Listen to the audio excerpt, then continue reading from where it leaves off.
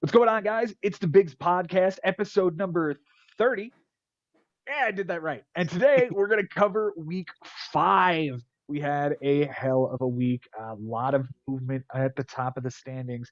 But best of all, my two co hosts faced each other this week. We're going to break that matchup down at some point during this show. I can't wait. With us from Denver, Colorado, Jason Ashby. Jason, we got rained out today as Mets fans, but you're celebrating the W this week, aren't you? Yeah, I am. It felt pretty good. Beating a manager like Ben is always an accomplishment. So it doesn't happen very often, especially for me. So when at least I don't think it does. I I don't feel like it does. So when it happens, I have to relish in it. I get the feeling like our other co-host is going to tell us about the history over the years because not for nothing, he is the reigning, defending, undisputed world heavyweight bigs champion, a 3-time champion, and our esteemed commissioner. We would not be here without this man, Ben Nessman. Benny, you took an L this week. Let's hear about that history. Do you sort of own Jason here, or did he get off the schneid, or what are we looking at? Listen, if there's a guy that I know has a history of beating me, it's Jason. He's been in this league a long time. The most recent one was in 2019, down the stretch too, probably in late July. And Jason got me in that historical run that I had in 2019, probably before we even made that trade. But Jason is an unbelievable manager, and it's always a pleasure. And honestly, it's when you lose to a guy like that, it doesn't really rally you, especially when you don't feel like you made the dumbest decisions that cost you a ton of stats. If you played your best and you were just outplayed, and you look at the rosters, you say, this guy was just better in all aspects of baseball. You just tip your cap, Joe. Yeah, you tip your cap, you turn the calendar, and you move on to the next week. For now, let's dive into this past week, and we're going to start with my matchup because I'm still in first place after this week, boys. So the crown continues to be worn by your king. I did take an 11-8 loss, though. My hat is off to Chris Levy. He's playing a hell of a season so far. Very, very impressive. So a little bit of housekeeping before we go any further. There was the suspended game between the Twins and the Royals, was it? Am I getting that right? Astros. Twins was you nailed it right on with Twins. Yeah. Mm-hmm. Yeah, I knew it was in Minnesota. I just didn't know who the opponent was. Twins and Astros were suspended in the 4th inning. They resumed the game the next day. All of the stats from the second day were added on as stat corrections at the end of the week. In the end of the week, tried today at like maybe 8 a.m. or something. Yep. We'll get to all of the impact it had, including why Ben is so salty about this throughout the show here. Now, do you think this face is kidding? I don't think that face is kidding. Okay, because this is my serious face. I'm glad to hear that. I'm glad to hear you have your serious face on. Now you know. I know. I'm aware. So on Sunday, the close categories between me and Chris, I led by the triple. I led by 2 home runs. I won those categories. Nothing really flipped. Doesn't really look like there was a whole lot of movement. Chris wins by 23 ticks on the ERA. Thought I might have been able to catch him. Didn't. I won by the 2 triples, a home run by a batter, 1 single loss, and 1 tick on the whip. We tied in errors and saves, which is the category that changes on Sunday. I tied the saves category. For Chris Levy on his bench, Ben, is this good? A 13 for 32? I mean, good if you're Joe Schubert. That does not sound like, it sounds like it could have been better. Yeah, it was a 406 batting average with 6 runs, 5 doubles, a triple, 2 RBIs. 5 walks, 4 strikeouts. None of it plays. Man. What? None of it plays. Not even batting average? Or did he win that He anyway? won that. So, he won that. Excuse me. Yeah, he won that did. by Oh, yeah. 26. No, he had he was over league average. Yeah, absolutely. Unfortunately. Absolutely. Sorry. He did not make any moves this week, which, I mean, credit to you. If you can, yeah, he just beat me with his roster. Hats off to you, dude. Like, that was solid. Yeah. Well done. Oh, man, that is so awesome. I kept watching it, and I was like, is he going to make a move? And he never did. He never did, and he really didn't have to. No. Wow. MVP No, this because I week. feel like he would have if he had to. Oh, yeah. Yeah, no doubt. I mean, there's no reason. But again, he was winning pretty big for most of the week. And Yeah. I just sort of chipped away at it as the weekend came through and finished 11-8. And I'm happy to get out of it with an 11-8, honestly. Sure. His MVP this week is Paul Goldschmidt, 435 average, 458 on base, 6 runs, 4 doubles, 2 homers, 9 RBIs, a steal, a walk, and 4 strikeouts. His least valuable hitter was Jake Cronenworth. Well, it really didn't feel like it. It felt like that dude was wearing me out all week. 192 average, 222 on base, 4 runs. The 3 doubles is what I think that's all I saw was him just hitting double after double. You were watching them? I was watching the Padres because I have Voight. Okay. 1 RBI, a walk, 12 strikeouts, and an error. The Cy Young goes to Shane McClanahan, 7 innings, a walk, 11 strikeouts, and a 57 whip. And the Cy Yuck is Daniel Hudson, 2 innings, 2 losses, a homer, a walk, 2 strikeouts, a 1350 with a 3 whip, and 2 relief appearances. So both times he got into the game, he took the loss. Gross. For me on my bench, Benjamin, 3 for 19. Is that wow? Good? Yeah, it's very impressive, Joe. Yeah. Is it? Must be around 200. 3 for 18. Yeah, a 3 for 19. 3 for 19. Yeah. Jeez, is it under 200? Oh, Not quite. Much so. Go ahead. 158 with Amazing. With 3 runs, an RBI, 4 walks, and 5 strikeouts, nothing plays. I hit 223 though, so I don't know how amazing it is. I just figured out who was a little bit shittier than everyone else. Like, yeah. I used all 12 moves. Brock Burke for Jacob Barnes, who never pitched for me. I had him in a doubleheader and the game after, and he never showed up, so I just dropped him after that. I've been there a lot. I dropped Miguel Castro for the same reason. Dude was on my roster for like 4 days and never showed up in the game. But I did get Will Vest, who gave me an inning, 3 strikeouts, and a relief appearance. I dropped Joey Gallo for Darren Ruff. Again, the Darren Ruff magic. 1 for 2 with a double, a run, and a strikeout. Jacob Barnes gets dropped for Reed Detmers, who threw the no-hitter the day I picked him up.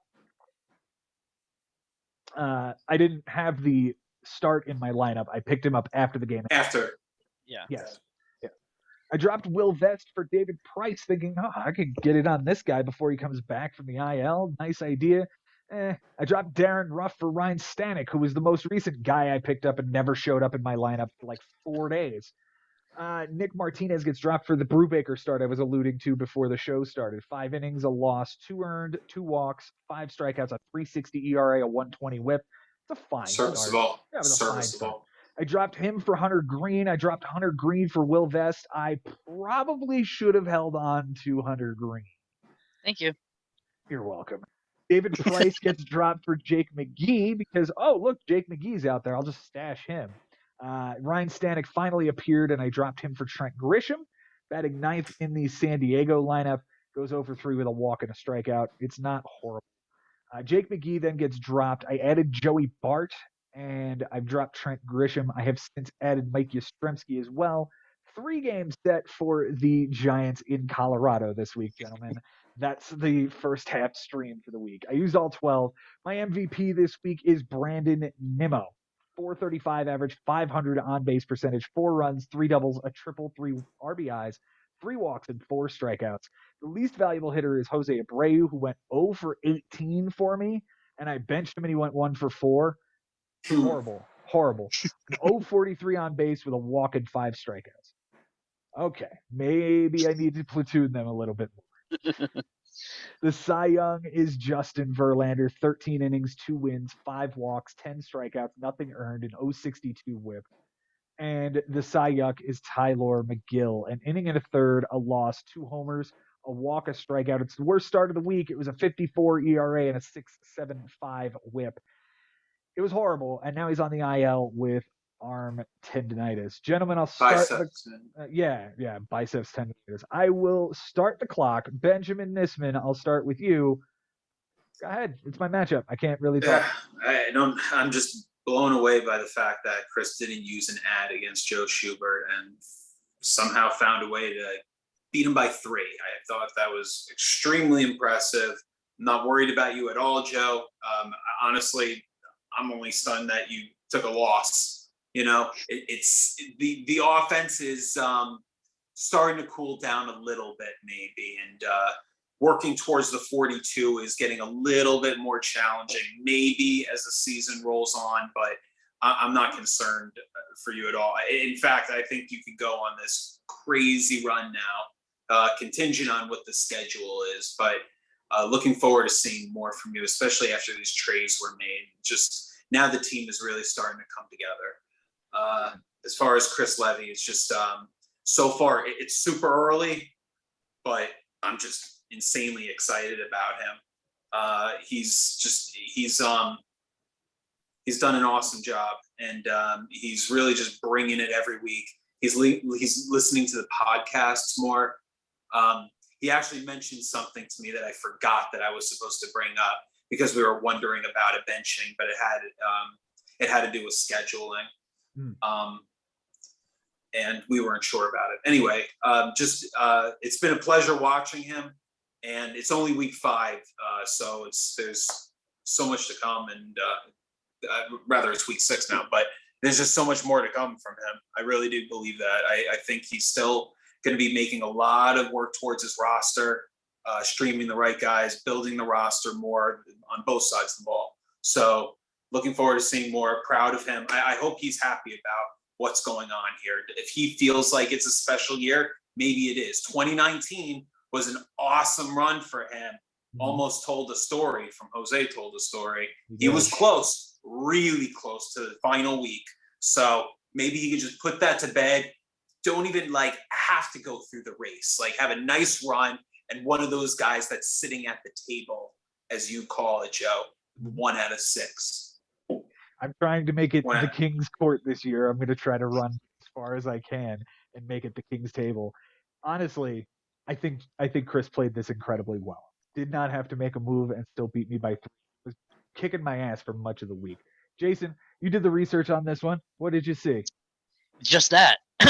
Yeah. Again, that he didn't have to make a single move, and beat the top team in the league. Kind of speaks to how balanced his team is already. He didn't have to do anything, and if you can do that without while taking down the top team in the league, he may have to tinker in a little bit here and there throughout the season, but it doesn't seem like he really needs to break this team apart. I mean, the offense is ridiculous. The pitching is okay, but enough to get by. And all he needs is a week like what I just had, where somebody blows up early and, okay, I'm going to have to take down the other categories I can. Right. My ERA was in the 8s at some point, and I end up with it south of 5 and competitive. I'm happy about that. If I'm Chris, I think I'm a little disappointed that I didn't get a bigger win here. I know he was up at least 14-4 on me at some point this week. So to see it end this way, I'm thrilled. I am thrilled to get out of here because this dude could have destroyed me. Homers was by 1, errors was tied, losses was by 1, saves was tied, the ERA was close, WHIP was close. There's so many coin flips that I took away from this one that if I don't have, it's an ugly, ugly loss. Mm-hmm. Yeah, but you could look at it could have been ugly on his side too, and you could just dump truck him, won them all, Yeah. And that's happened for you a lot. Did we do some research and find the history between the two of you guys? I did not get an opportunity to do that. All right. Well, you guys will play each other again this season. We'll have to look. But Chris has been in the league since 2014, and I can remember him beating you never. This is the first time I can vividly remember. Chris, I think last year you guys tied, but I think this might be the first win he had. I could be dead wrong, but if he does have a win, it's an ugly record against you. It's not pretty. So again, super proud of him, and he's on his way. He's in the top 6 right now. Yeah, long way to go. And very safely 16 so. weeks. You know, the new standings have it. Well, we may as well show the standings now, because 10 over or 15 over for Chris. Yeah, he's 15 over right now. Sitting here in 4th place, 6 games back. This glom here is the one that I'm going to be interested to see how it shakes out. Yeah, absolutely. We got more to talk about here, but this next glom what we're going to talk about, including my 2 co-hosts. I just want to say something. You guys were one on top of the other in the standings with like 4 games apart. Jason wins and loses 2 spots, and Jason wins and loses 2 spots, and Ben loses and gains a spot because the 2 guys in the middle jumped in between you. It's insane. It's absolutely insane. Yeah, but that seems pretty typical though after 5 weeks, Joe. It is 5 weeks. It's just something fun I noticed. All right. Fair enough. The final thing I'll get here, we got about 3 minutes left. Just when you thought the matchup was over and that Joe had won or had been defeated for the first time this season, I kind of dropped a bombshell at the end of the week and finished a trade with Costas during Big's Live. We talked about it in that moment. You've now had a day to think about it. It is Jordan Romano, and I don't even remember what the other piece I'm getting back is now because I'm Carlson. Dylan Carlson. That's right. Dylan Carlson for Chris Taylor and Yandy Diaz. I will start with Ben. Let's hear it.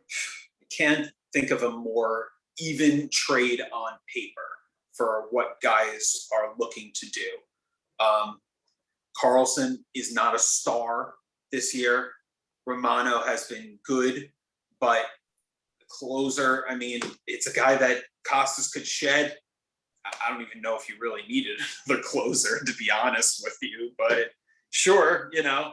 But it's literally the thought I had when he's like, I'll give you a Romano. I'm like, okay.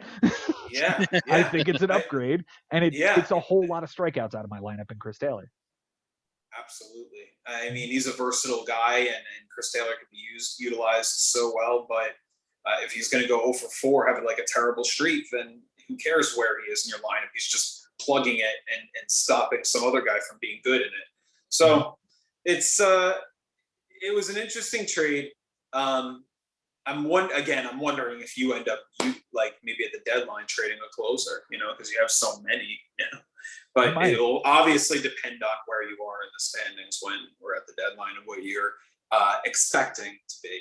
At that, you know, 5-6 weeks later, whatever it is. Yeah. So, look, exciting trades have been going down a lot more frequently, I feel like, than last year. I could be wrong, but aside from one manager, I guess we've had like a decent amount of activity so far. I've made 3 trades. I've made 3 trades in the first 4. You better save a couple for the deadline, mister. I'm done to the deadline now. This is the team I'm running with from now until June. We'll see where we're at. There might be a few small pieces. And yes, I know Jordan Romano is the trainer today, and he's unavailable. It's fine.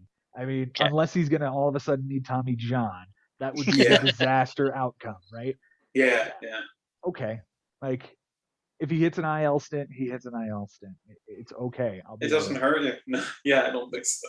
Let's move on, gentlemen. We're going to move on to the next matchup here, and that is going to be the matchup between Josh Hager and Christian Wood. Now, again, we have another matchup here where we see Pineda Coladas taking down a 12-7 win over Josh Hager this week. On Sunday, Christian led with 1 walk. You see it's tied there. Christian led by 1 win, and Josh tied that one up. And they were tied in losses going in, and Christian loses a game on Sunday. That is a 3-category swing in Josh's favor. Close categories this week. Christian wins by 2 saves, and he wins by 7 ticks. 2 saves, and he wins the whip category by 7 ticks. For Josh, he does win by that loss. He wins by 2 home runs given up by a pitcher, 3 walks given up by a pitcher, and 4 strikeouts They tied in walks and wins. For Christian on his bench, Ben, 7 for 40. Okay. 7 for 40. I'm gonna go with 234. 175. With 7 runs, a double, 3 homers, 9 RBIs, a steal, 8 walks, and 8 strikeouts. The 8 walks is what's important here. It was, let's see where the most egregious one was. The 10th. Let's take a look at the Tuesday. He had 5. Most definitely the 10th. He had Jeez. 5 on the bench here. Ben Gamel with 2 walks, Miles Straw with a walk, and Jeremy Pena with 2 walks, 2 RBIs, and a run. And Adames was 1 for 4 with a walk. Jared Walsh had a strikeout. I don't know. Either way, there's plenty of them on here. His transactions this week. He added Colin McHugh, dropped Ben Gamel for Vince Velasquez, dropped Velasquez the next day for Luis Heel, and then dropped Luis Heel on Sunday for Omar Narvaez. 4 ads, 2 starters, a reliever, and a hitter. His MVP this week is Bryce Harper.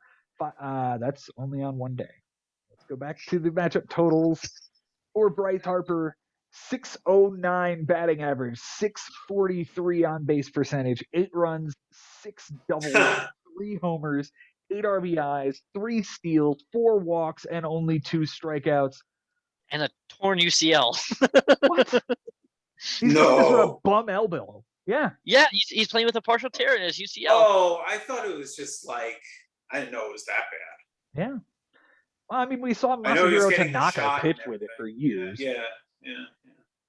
The least valuable hitter this week, Willy Adames, 095 and a 136 on base, 2 runs, a homer, 2 RBIs, a walk, 9 strikeouts, and an error. The Cy Young this week is Shane Bieber, 6 innings, a homer, 3 walks, 7 strikeouts, 150 ERA, 167 WHIP. That's kind of ugly, but otherwise a pretty good start that came it came in Minnesota. Very nice. The Cy Young, Logan Gilbert. I don't think I'm going to say this dude's name too many times in this area. 5 innings, a loss, a homer, 3 walks, 9 strikeouts is pretty, but a 7.20 ERA, a 120 WHIP. Christian pitched to a nice solid 4.12 ERA. I was saying to you guys off air that like pitching is starting to even itself out. There are no longer the extremes that we were seeing in the first month. I think everybody pitched to somewhere between 3.3 and a 5 this week. So that's awesome. I'd also throw in real quick Liam Hendricks as a Cy Young. He both of his appearances he gave up runs. I mean, he did come away with a win in one of them, but like he's not been good. Yeah, especially since the trade. I mean, he had that 1 week where he went 5 days in a week against Jason and got 5 saves. Yeah. But after that, it's been not very pleasant at all. For Josh on his bench, Ben, this will be an easy one. This is 3 for 9. Nice. Thank you. That's a 333. Yes, sir. With 4 runs, an RBI, a walk, 3 strikeouts. He did have 1 walk on the bench. We'll take a look at it. It's on Tuesday. It's silly, right? It's Brandon Crawford here. I mean, okay, whatever. It happens. His moves this week. He dropped David Peralta for Matt Foster and then traded Heimer Candelario to his brother for Lucas Sims. He drops Christian Walker for Steven Matz. He drops Matt Foster and trades Blake Snell to Jason for Jonathan India. We'll talk about that.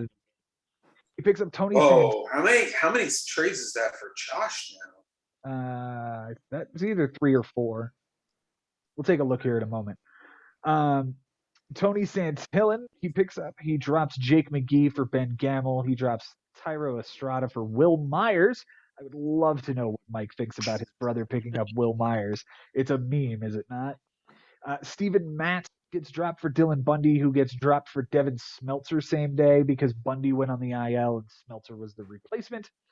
Smeltzer gets dropped next day for Miguel Castro. Will Myers gets dropped for Darren Ruff. And then Ruff got dropped after the bell for who I was going to be picking up to replace left field if I did not end up getting Dylan Carlson, and Yadiel Hernandez, who's been hot as anything for Washington lately.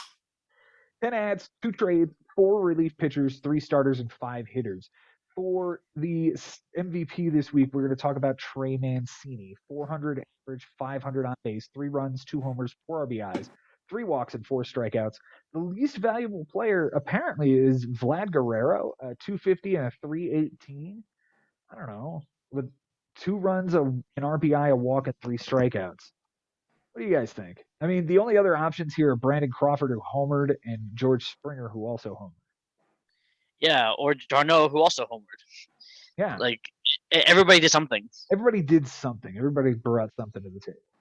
Yeah. The Cy Young is Charlie Morton, aged 93 and a half. 6 innings, a walk, 9 strikeouts, a 150 ERA, and a 050 whip. That's a hell of a start to get a no decision on against especially for a 99.5-year-old. Yeah. I don't know.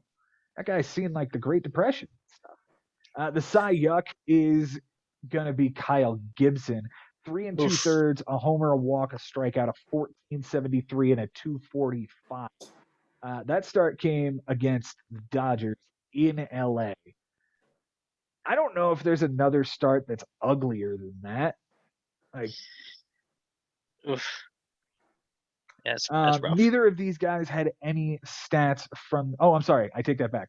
Suspended game stats for Christian: 1 for 3, 2 strikeouts, and an error. None of that changes anything. And oh God. Yep. I promise it'll be worth it when we get to that matchup. It really won't. It really won't. Let's go ahead and discuss this matchup. Jason, I'll start with you on this one. Christian Wood coming for a top spot now. Yeah, look out. This guy is man on a mission here, and he's, 5 weeks, but he's taken the bigs by storm. Like, I don't know. Ben, you tell me, have we seen a rookie come into the bigs like this before? Yeah, we have, but not with how competitive our league is now with the rules changing. Yeah. The fact that we make the moves the day of now as opposed to the day before with our 12 ads and our 42 innings. No, probably not. I would say Jimmy is the only guy, like in 2019, you could tell Jimmy figured it out quickly. I would say that's the closest thing. But the difference is that, this kid's 20 years old. That's really impressive. Yeah. Insane. This kid is terrific. And you know what? We're seeing a lot of patience here. He only used 4 moves this week. Like, he and his cousin using minimal moves to take down the established guard. You know what I mean? Like, this is sure. This is a new family trying to become the dynasty here. This is interesting to see. Sure. Very when you got the Habers and sorry, Jason, go ahead. Well, what's gonna be interesting now is just looking forward, like Willie Adames and Jeremy Pena are both banged up, and those are both of his shortstops. So this might be, the part of the season where he gets a test. Can he figure out how to navigate through 2 banged up shortstops? I hate to say it, but he's got Matt Losi this week. So if ever there was a good time to be facing the last place, the week where both of your shortstops are banged up. Fair. So that is what it is. But I will say this much. He has put together a very, very nice team. Scooped up Josh Donaldson off of the waiver wire when he was dropped by Ben. He has only hit 227, but he does have 4 bombs and 13 RBIs. He's doing okay, and he's 2 for 2 tonight.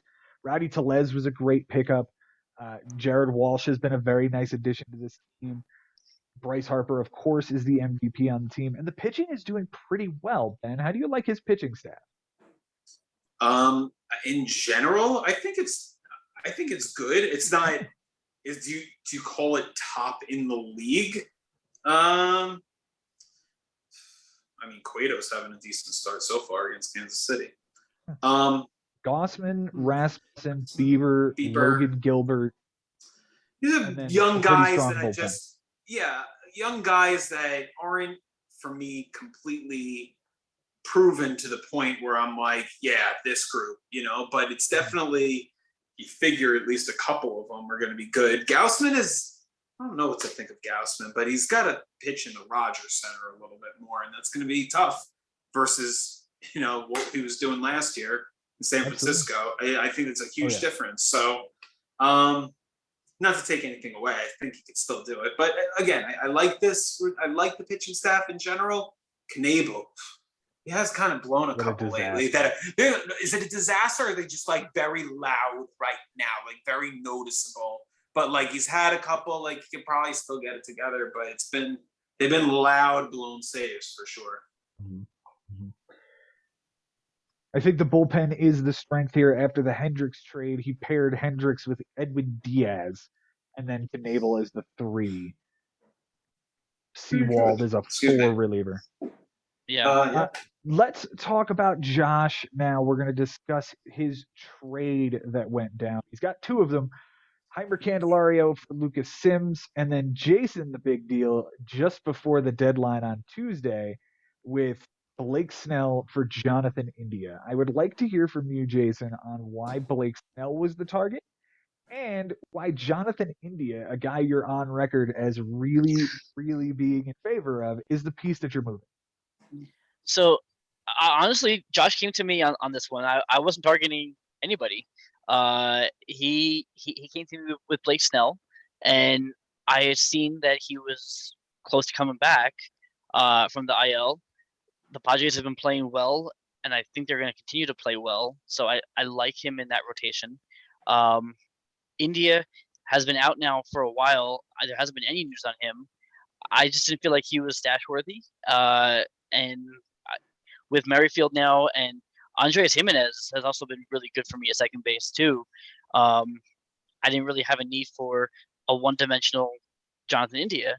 And I also picked up Matt Foster in that deal to kind of bolster the bullpen a little bit. He blew up his first outing for me, but I'm hoping for better things pairing him with Kendall Graveman. That is a really nice pairing. Hendricks has been a little shaky lately. If they do decide to give him a couple of days off, these are the guys they're going to go to. And you got to believe in that team as a whole to really bounce back as the weather continues to warm up. I think you did fine. I'm surprised that India's the guy that you're moving in this deal.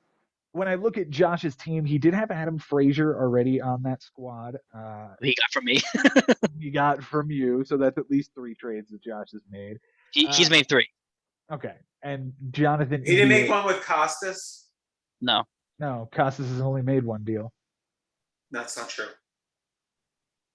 He made one with Christian. I got Liam Hendricks. Oh, right. Cedric Costas Mullins. Costas has made 3. Mm-hmm. Yep. All right, so I just to because we haven't really talked about Josh besides the trade. Right. This is a very interesting upcoming week, him and I against each other. Mm-hmm. This is the last week of playing teams that you will play the second time. So whoever you're playing now, you will play on the final week of the season. So study up on what you did last week and what you're doing this week. And I mean, obviously teams change so much, but a guy's strategy, maybe that kind of stays the same enough that you can sort of figure it out. But this is both of our teams. You kind of wonder what directions they're about to go. I think with 16 weeks left, you could basically you look ahead and you're like, well, one of these guys could be going like this and the other one like that. So I'm looking forward to it. Josh is a brilliant manager and he's more focused than I've ever seen still. Every time I'm looking on my phone through the free agents, I see Josh picked up another guy. So the activity is very apparent and evident, and I applaud him and commend him. This could have been horrible. It's a big win for Christian, but it could have been worse. Josh holds it down enough to stay competitive here, stay healthy, and both of these guys doing a terrific job here. Looking forward to seeing more. Yeah, right now these guys sit in second for Christian, and I think it's second and third right now. So we've already covered the top 4 teams in the first 3 matchups. This has been tremendous to cover the top end here. There is a little jump here until the next group of guys that we've talked about earlier. Let's dive into the next matchup here. We're going to talk about the matchup between Bobby Russo and Jimmy Dunlap, a 14-7 finish for Bobby, getting the big win, doubling up Jimmy Dunlap. Close categories this week on Sunday. Doubles. Bobby had a 2-double lead. He extended that. The things that changed, they were tied in triples going into Sunday. Bobby makes that happen. They were tied in steals. Bobby makes that happen. And they were tied in wins, and Bobby makes that happen. For Bobby, the close categories this week, he wins by the triple. He wins by a home run. He wins by a steal. He wins by 2 errors, 2 wins, a save, and 3 home runs given up by a pitcher. For Jimmy, he wins by 1 RBI and 21 kicks on the whip, and they did not tie in anything. For Bobby on his bench, Ben, here we go, 6 for 38.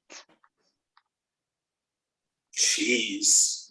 158. He hit it right on the nose. Yeah, he did. pulled it off. He finally did it. He nailed it. We can stop. We can stop now. Yeah, I'm out of Stop here. playing the game. Good night, guys. It's out. All right. Holy crap, Ben. 158 with 5 runs, a triple, a homer, 5 RBIs. That would have flipped the RBI category. A steal, 4 walks, and 8 strikeouts. The RBIs, the interesting one here, Jason, I'm seeing is Thursday, the 13th. And that's the wrong team. We've got an Andrew Benintendi with the triple, the homer, 3 RBIs, 2 runs scored on the bench with, I don't know, do you want to call Tommy Edman the guy to get out of the lineup? Do you want to say it's Yelich? The outfield is interesting. I say it's Escobar. You can move Edmund to second and have your utility spot for Benintendi. That was an 0-4 with 2 strikeouts out. Yep, that's the play. That's the play. He's been terrible. Yeah, he hasn't been playing him either that often. I noticed occasional hits on the bench, but it doesn't seem like it's really hurting Bobby. The other one has been okay. The other one was on what was it? The 11th? Wednesday, the 11th. I think Betts was out of the lineup, and he could have got. I think he could have got Edmund in here. Yeah, Betts out of the lineup. That's an interesting miss. That's an interesting miss. Rare. I don't know if it's on Wednesday. Tommy Edman on the bench with 2 RBIs and a run scored. Mookie Betts did not play against Pittsburgh. Yeah. Maybe scheduling, but I'm going to say that's a rare miss. Yeah. For his moves this week, he drops Willie Peralta and adds Austin Davis. 2 innings, nothing earned, 2 walks, 2 strikeouts against as an opener, but he benched him. Interesting. He drops Ross Stripling. He adds Taylor Hearn, 5 innings and a win, nothing earned. Jeez. Bo Breesky, 6 innings and a 3 ERA, a 1.17 whip, and 3 walks. Connor Overton, 6 1/3, a win, nothing earned, 4 walks, and a strikeout at Pittsburgh. Added Brendan Donovan and Brad Miller, 2 for 3 with a solo homer. He dropped Zach Davies, Trent Grisham, and Brent Donovan. That ends the moves. He used 6. His most valuable hitter this week is Nick Castellanos. That's still on Wednesday. Nick Castellanos for the week went 233 with a 281 on base, 6 runs, 3 doubles, a homer, 6 RBIs, a steal, 2 walks, and 6 strikeouts. The least valuable hitter we're going to call Javi Baez, 172 average and on base, 3 runs, a double, and 6 strikeouts. Error. The Cy Young is Sandy Alcantara, 7 innings, a homer, 3 walks, 6 strikeouts, a 1.29 ERA, and an 0.71 whip. And the Cy Young is Jordan Lyles, 1 week after being the Cy Young on the team. 5 2/3, a loss, a homer, 3 walks, 6 strikeouts, a 6.35, and a 1.59. Yeah, that's much more like what I would expect out of Jordan Lyles. Yeah. For Jimmy on his bench, Ben, 12 for 39. Okay. 312? 308. He's on a hot streak, boys. He's on a hot streak. 11 runs, 4 doubles that would have tied the category, but he would have to be perfect. A triple that we'll get to. A home run, we'll have to look at that. 4 RBIs, 2 steals, which flips the category, 2 walks, and 3 strikeouts. Let's take a look at some of this stuff. The home run was on Tuesday. Soler with a 2-run homer on the bench.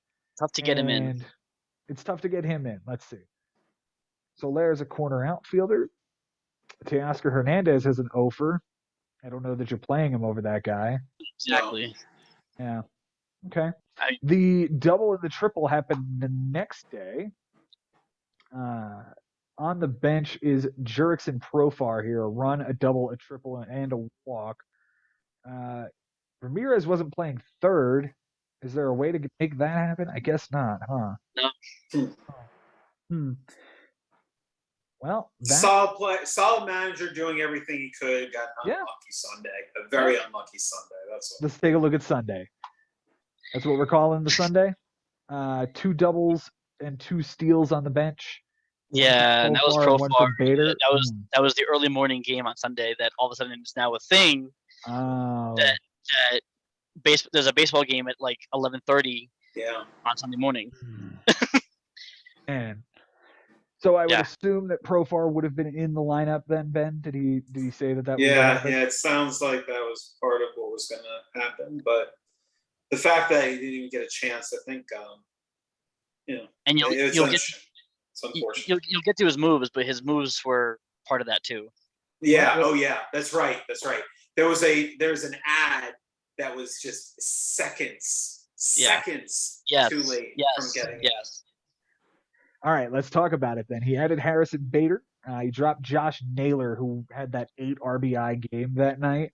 Instead, he picked up Austin Gomber, 5 1/3, a loss, a homer, 2 walks, 3 strikeouts, and 8.44 with a 1.31 in San Francisco.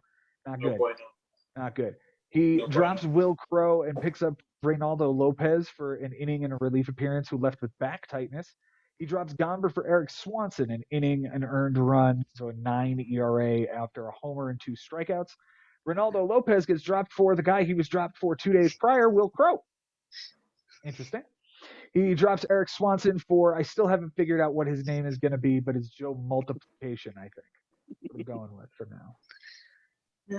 He drops Joe Mantiply for Jacob Junis, 5 2/3, a loss, a homer, a walk, 3 strikeouts, a 3.18, and a 1.24 at St. Louis.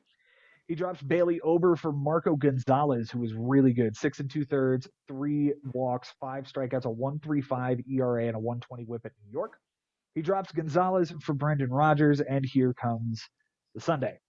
He drops Jacob Junis for Reynaldo Lopez. He drops MJ Melendez for William Contreras after the game had started. But fortunately, he went 0 for 4 with 2 strikeouts, so you end up getting that. Because Elias Diaz went 1 for 3 with a run and an RBI, who he dropped William Contreras for. Yeah. So it worked out. It worked out for him, but I can see the frustration. I can definitely see the frustration. Because if you had that move again, you could do something else. Yeah. Sure. But in essence, like, at least he'll know that now. Like, you made the mistake, didn't come back to bite you, and knowing Jimmy, he doesn't really let things happen to him twice. I just said Elias Diaz had 1 RBI. He won the RBI category by 1. That move won you that week, that category. Yeah. There you go. The most valuable hitter this week for Jimmy. Let's take a look at what we've got working here. Jorge Soler, 300 with a 4.17, 2 runs, 2 homers, 2 RBIs, 2 walks, and 3 strikeouts. The least valuable hitter was Marcus Semien, who got no hits all week with 3 strikeouts. The only day he got a hit was Sunday, and he was benched. Cy Young was Paul Blackburn, 13 1/3, a win, 2 walks, 6 strikeouts, an 0.68 and an 0.83. Is this like the next Oakland guy? Is that what this is? Yeah. Maybe. I mean, if it is, congratulations, Jimmy. You got him. And he's been really good. Yeah. The Cy Yuck is Christian Javier, 3 2/3, a loss, a homer, 3 walks, 5 strikeouts, a 17-18, and a 3 WHIP. He has since been dropped. Is floating around in free agency. Yeah. Right? Yeah. Probably. No, he's still there. He's still there. Okay. Yeah. I must have seen that. Anyway, let's start the clock, gentlemen. Jimmy taking another big loss here, but I think this is more about a Bobby Russo win, if I'm honest here. Right, Ben? Yeah, I think so also. An important win to get against a very tough manager. Anytime you can do that, you feel like you've gotten out of that week, and maybe the next one you could do some kibosh, and maybe you can get on a part of your schedule where you know there are teams that you should be competing very well against, if not beating. most, a 7 out of 10, an 8 out of 12, something like that. As far as Jimmy goes with the roster, something that he mentioned to me, which was he nailed it as far as something that's been an issue for him. Semien and Teoscar Hernandez together last year had 77 home runs total. How many do they have right now? Like 3 total? Yeah, it's probably not a good number. 2. Ooh. 2. Teoscar has 2, and Semien has 0. 0. Oh, and we're 6 weeks into the season. You ain't got a home yet. Right. It's like at some point, like it's not early anymore. Right. And so, I know this is about that 0 time. runs. He's batting 157 with 8 RBIs, 2 steals. Like it's not even like he's doing anything useful. This might be the biggest bust of the draft so far. Yeah. Like this is a really, really ugly piece. Just a very, very tough. Like 230. When your opponent's batting 230, albeit league average, it's like 232 right now. But if you 232, you could compete against that. An ugly 185 average from Jimmy this week. It's just that's tough. It's just going to be tough to compete with. That's what I'm throwing out there. Like most weeks right now with my offense, runs are at a premium, right? Like that's what you said when you need like they're not happening often. Runs are at a premium. Hitting is at a premium. Like it's crazy. And we say like what you were mentioning. Wow, like we are all able to get our ERAs down a little bit. But it surprises me, Joe. Like, if anything, I would think that ERAs would be good because the hitting has been so bad. And it's been league round. It's not just, it's our teams in fantasy. It's Major League Baseball. And it's weird with the DH. It's still happening. It's very, very strange, but it's happening. And when I look at this matchup, I'm seeing, very close categories. Just brutal to lose this many categories close. And Jimmy doesn't really often do that. So I truly expect Jimmy to recover quickly. He's not in a bad spot in the standings, as you can see. He's still in very, very good shape. I'm not worried about him at all.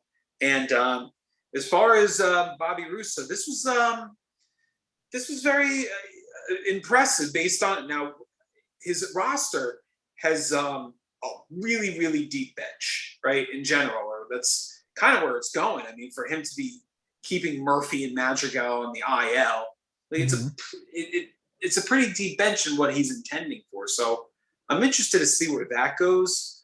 Randall Grichuk, that's a guy that I'm huge on. I'm waiting to see like when like this streak goes on, like we saw, I believe it was like 2017. No, it's 2017 or 2018 when he had like 6 or 7 home runs in a row for the Cardinals. He was nasty. He was nasty. Every day he was hitting a home run. I actually dropped Grichuk and he just picked him up, and I can feel I'm going against Bobby this week, and I can just feel like a 4 home run week coming. It's crazy how I could have given you McNeil for him, and like you just that was wild that you could have McNeil for him, man. Yeah. Wow. Yeah. Changes the league in a lot of ways, Absolutely. Josh Bell's having a great year so far, guys. Like he really is on a bad team. He's having a great year. I'm very, very, very impressed by that. He sticks with the guys that he likes. Mookie Betts, like Christian Yelich, Randall Grichuk. He's got a solid freaking outfield. Nick Castellanos is the right fielder. It's one of the best outfields we have in our fantasy league. So a lot of credit to him. Jimmy, I'm not worried about you, man. I know it sucks what happened. I know the offense is pretty awful, and it's going to come back to life.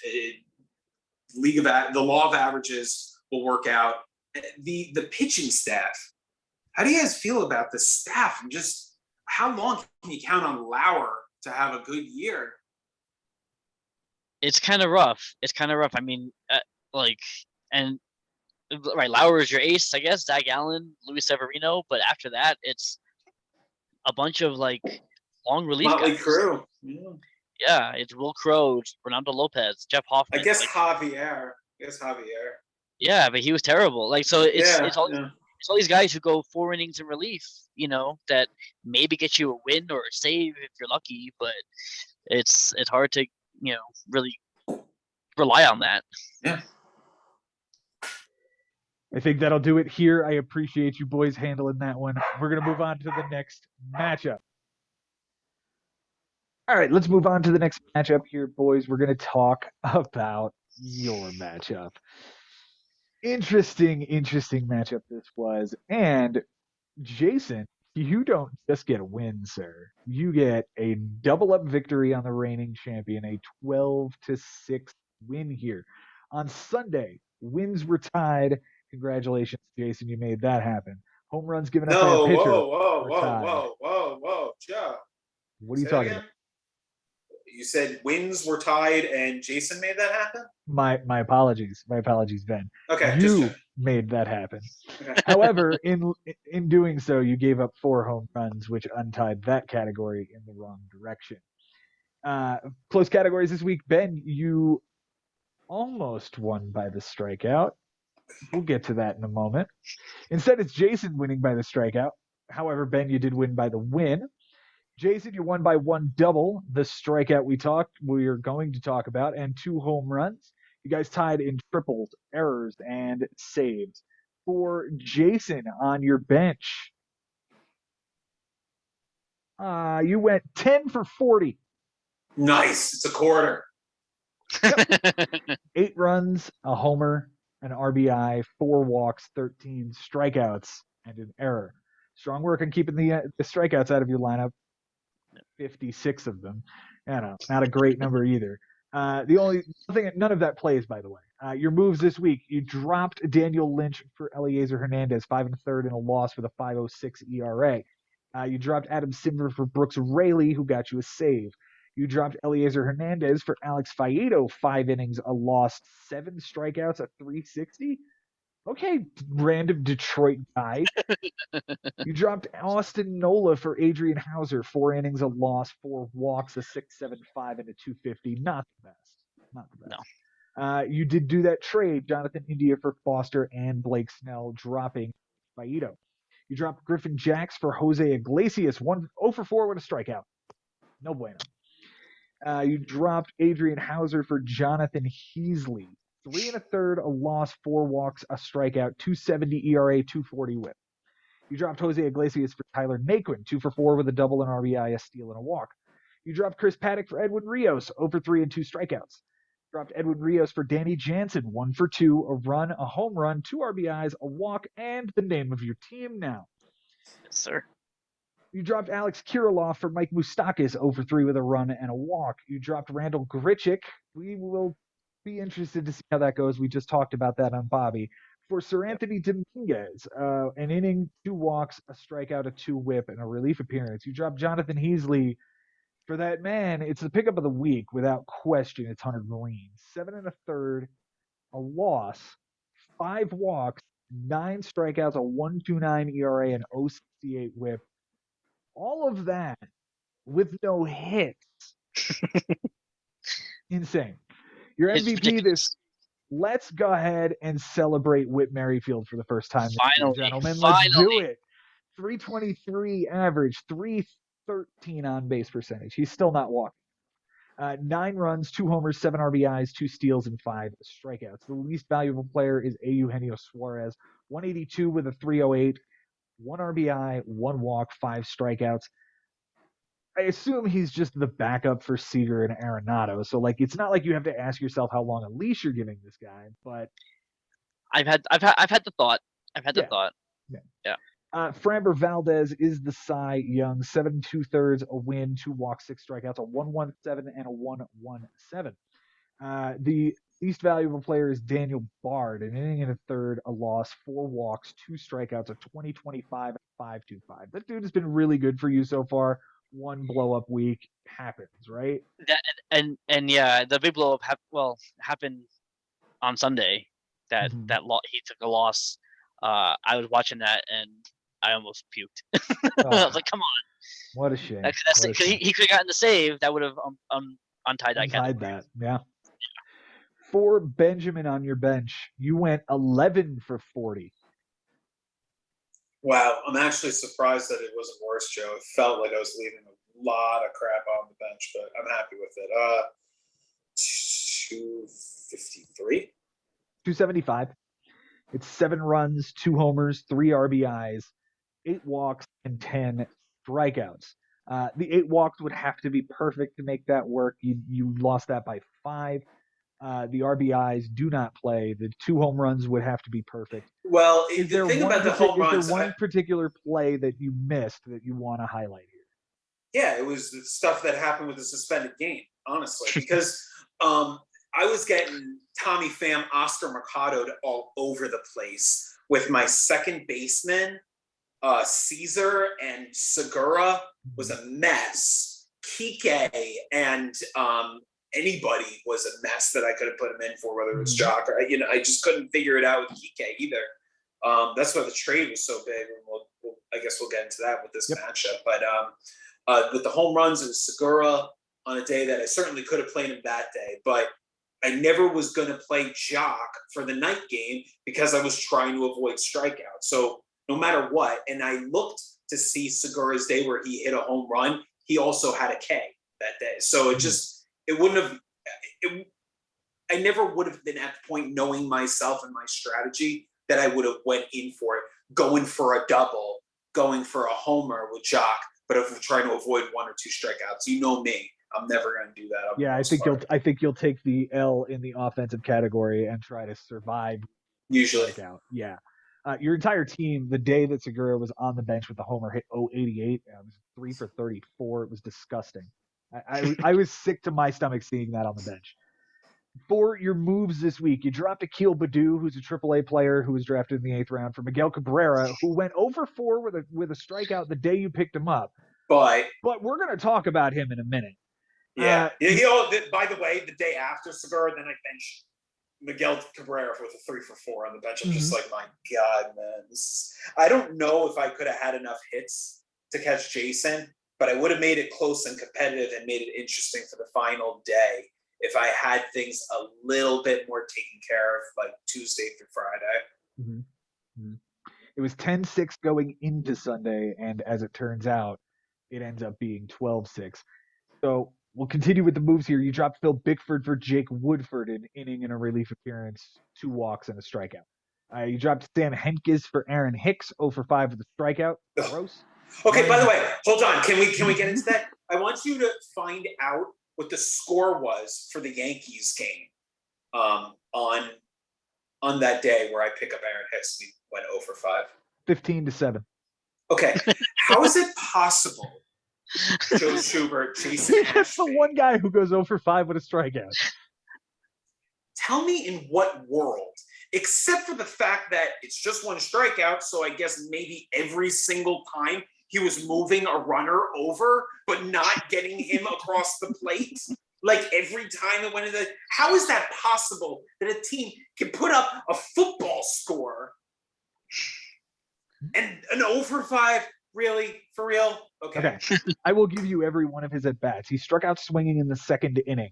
That's the strikeout. And he was leading off that inning, so empty. Okay. Aaron Hicks popped out to end the 3rd inning after Rizzo's triple and Giancarlo's homer. Yep, right. Absolutely.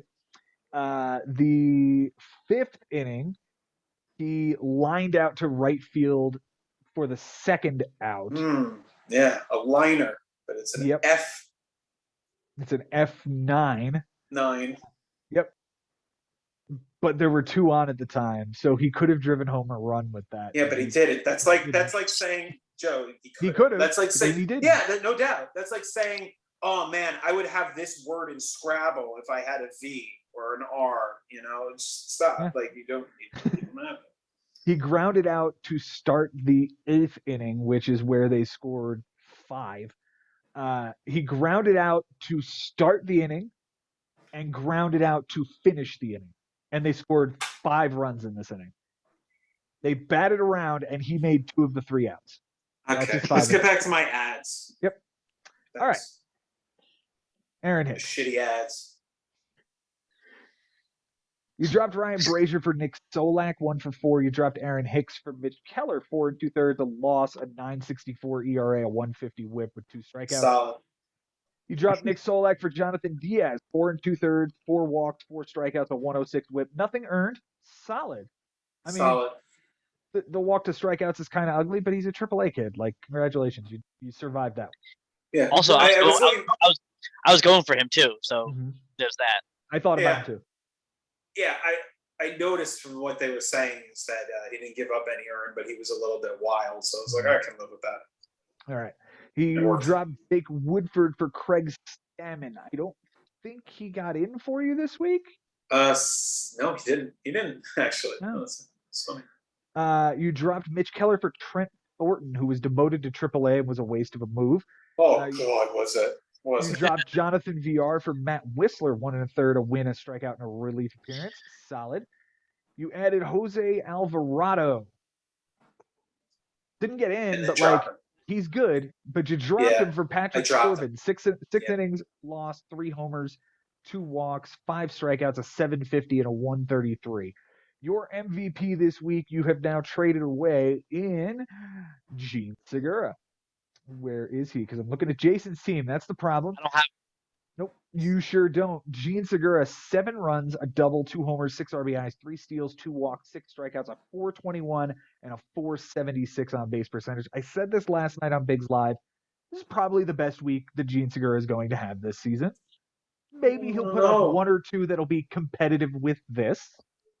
You know, maybe he doubles a couple of times and hits a triple with 1 homer, 2 steals. Like, there will be weeks like this, but this is probably the best one. The least valuable player, Jose Miranda. 071 and an 071 with 6 strikeouts.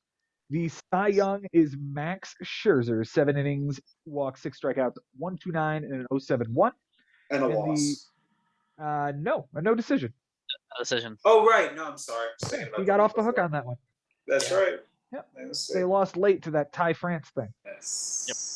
The Cy Yuck is whom, Corbin. Benjamin? No, Mitch Keller was worse. Okay. 4 2/3, a loss, a homer, 2 walks, 2 strikeouts, a 964, and a 150. Boys, you had yourself a slugfest, and Jason kind of took you out, Ben. For Sunday, or for the things that are replaced, let me tell you what happened here. The makeup game. Ben, your stats were 1 for 5 with 2 strikeouts, a walk, and an error. And Jason, you lost an earned run, so your ERA went down.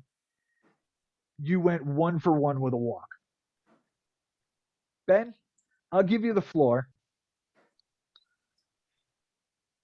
Joe, nothing you can really account for, but if I had been paying attention to what was going on and saw that a 15 strikeout day was coming one day, I might have been able to just pull, one guy out. My latest, although I feel like most of my guys started around, I didn't have too many 4 o'clock game starts. As far as I don't, but it hurts. It's a tough loss, but it's so early in the week that one big win just changes everything. And as we see the standings continue to flip flop, and it's going to continue to do that. A team that's in 4th or 3rd place just gets smacked around, and then they're 9th or 10th. And that's going to happen often the first few weeks. So I'm grateful that I'm still over 500 with this arguably worst offense in the bigs right now. Or, it's not arguable. You think it's definite? Right now. Every week it's just ugly as far as the batting average and on base and strikeouts even, which I was, I drafted to avoid, and I'm basically winning most weeks, and I thought I did this week, but it's you can hear it in my voice. There's a lot of things that went on this week that I was just the flipping around with all the hitters, the Thorne getting put in there, and then he gets put, demoted right basically as the game started, and I'm not able to. The fact that I wanted to now, one thing I will say is what's funny is I went for Patrick Corbin because I still hadn't made the minimum, and I needed 3 2/3. My bullpen, I was feeling could do it, but if it didn't, and I missed the minimum, I would have felt like shit, especially because the pitching was a couple of the stats that I had this week. So I I got Alvarado very early in the morning, maybe like 4 a.m. or something, that I woke up and did it, and thought about it, and I was just like, you know what? Let me go with Corbin. Let me make sure I get a starter. And what's funny is that because I was always going to play. Oh God, why can't I even think of my own team? The reliever, Espino. I was going to play him no matter what. So that home run, even if I don't do the Corbin thing, he gives up the bomb and loses me that category. Like no matter what, I was going to be playing. What was it? Matt Whistler. That gets me the win. Like that's kind of the trade-off there. You know what I mean? So it's funny when you're at that point where you're like, can I just really go into Sunday not making the minimum and not have a starting pitcher? Like, what is the amount of innings that you feel comfortable doing that? 3.2? Yeah, that's what I was saying. Like, I think I'd feel comfortable with 3, but 3.2 made me just a little too uncomfortable. Just like, it's funny how 2 outs, but you're like, yeah, but if this guy doesn't come in, this guy doesn't come in, your closers, like maybe it's not in that kind of a game situation. And the fact that 2 of the teams playing against each other had my closers in it, it was just, yeah, I wasn't ready to. Fortunately, it doesn't really burn me on any stats having Corbin. It's weird, but it didn't. I would have gotten that 3.2 anyway. I think I got to maybe 4.1 amongst my relievers for that day, 5.1. but 5.1. Sorry. So yeah, I mean, I planned it out well, but just Jason, he was just better on both sides of the ball, all aspects of the game. He outplayed me. He outmanaged me. His team is better than me. And I said early, I think I remember saying that this could be a special year for Jason. So I'm happy for him. I dealt with a lot, guys. Okay, so I'm just how much more time do I have? You got 5. Okay, so I'll use a minute and a half, and then I'll toss this to Jason. This is a platform to talk about anything, and I'll just say, like, I took some major gut punches during the week in sports. Okay, baseball is my religion and everything else is down here. Okay, the first sport that I started following as a kid and played was hockey, and I'm an NHL guy, especially in the playoffs. The team that I root for hasn't been to or won a cup since 1967. Jason, Joe, the Mets have been to 5 World Series since then and won 2. Take that for what it's worth, okay? I've been following this team for a while that hasn't gotten through the first round, where half the league makes it, hasn't been through the first round since 2004, okay? Think about how much has gone on. And here's the thing. I believe that this team actually is very good and will get to that point. But when you know that team is built to go on a run and you see it just come, okay, Game 5, they're down in this game. They go ahead, they win. Game 6, they are down 2-0. They get 1, and in the second period, with 37 seconds left, they tie it. And then with 8 seconds left, they get the lead goal. They are 20 minutes away from shutting down the 2-time champions defending, and they can't hold it down for 20 minutes. And then he controlled the entire overtime, and they blew it. And then in Game 7, in their own fucking building, they're down 1-0. They get a goal overturned against them, but they still tie it 1-1, and then they give it up again. And then they do nothing in the third period. Maybe you can look on YouTube. There were things destroyed in Toronto. I am not from Toronto, guys. I've been to Toronto a couple of times. I've never been to a game. They hooked me in when I was about 10 years old. Misery loves company. And I'll just say, guys, with the Nets losing Game 1 by 1 point, and now we got the Mets on a run, I'm just saying I'm sorry that we root for the same baseball team. Because even if they win the division, man, I don't know. Maybe it's just me, but I'm just always feeling pessimistic. And I cried a little this week because it was just tough to just watch a team that was just that close to just – it's just a gut punch after gut punch lately with sports, guys. And fantasy isn't helping, but at least I'm over 500. Sorry, Jason. Please go ahead. Well, I'm sorry to hear about your Maple Leafs. Yeah, man, this was a wild week. I definitely, like I said, when I play you, either of you and Mike, I definitely do my best to like bring what A game I have because I know the competition. And that's kind of what I did here. Like I kind of knew, I knew I wasn't gonna get relief appearances. So like I was like, okay, fine. That's why it was interesting when I saw on Sunday that you added Alvarado, and being, not at the minimum. I was like, okay, interesting, because relief appearances are, what they were. Right. And I was like, okay, is he gonna go with that? And I watched. I think it was Costas picked up a couple of garbage pitchers.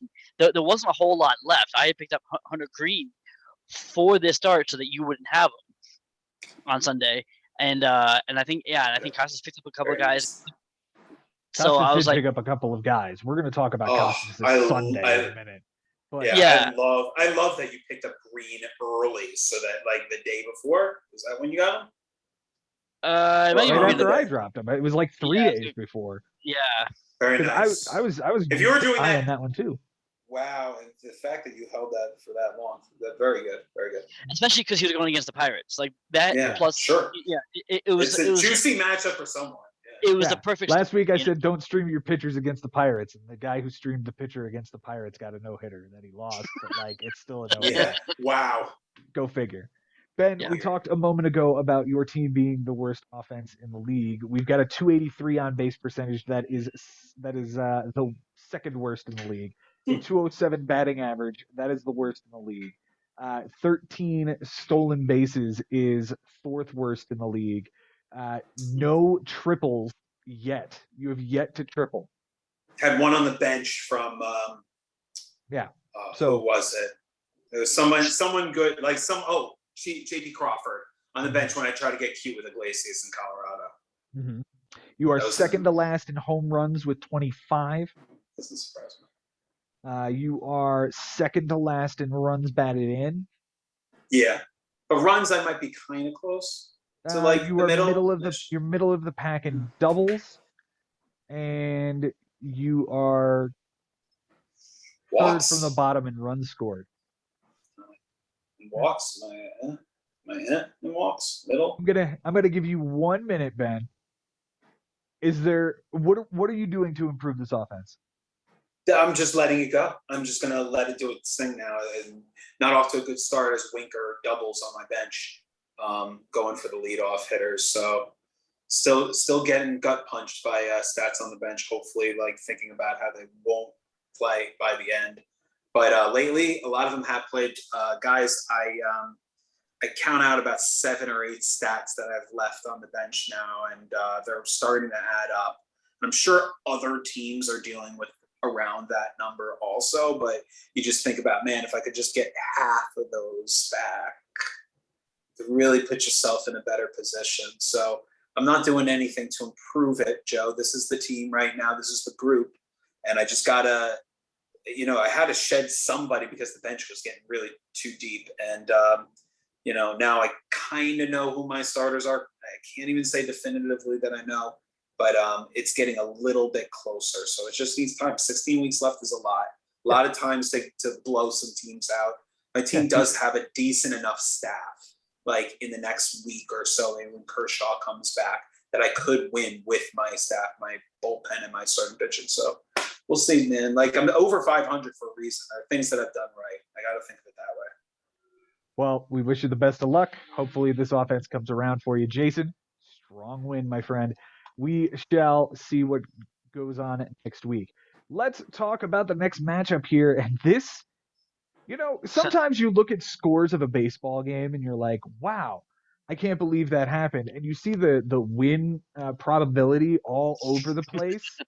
If there was a win probability for this matchup, it would have been swung in 2 different directions over and over. When we talk about this past Sunday, Costas had one of the great Sundays that we see every so often in a season. He tied the wins category, which Mike Hager led by 1. They were tied in relief appearances. He wins that by 1. Close categories this week. Costas wins the on-base percentage category by Less than 1 point. Less than 1,000th of a point. He won by a home run given up by a pitcher, and that relief appearance. Mike Hager won by 3 doubles and 2 losses. They tied in wins. For Costas on his bench, he went 8 for 30. Okay. 314. 267. 6 runs, 3 doubles, a homer, 4 RBIs, a steal, a walk, 8 strikeouts, and an error. Doesn't look like any of that actually plays. No, none of it plays. His moves, he drops Ryan Stanek for Alec Thomas, over 3 with a run and a strikeout. He drops Alejandro Kirk for Jonah Heim, for 3 with a walk. He drops Keegan Aiken for AJ Puck, who sat out there forever and never showed up in the lineup for a while.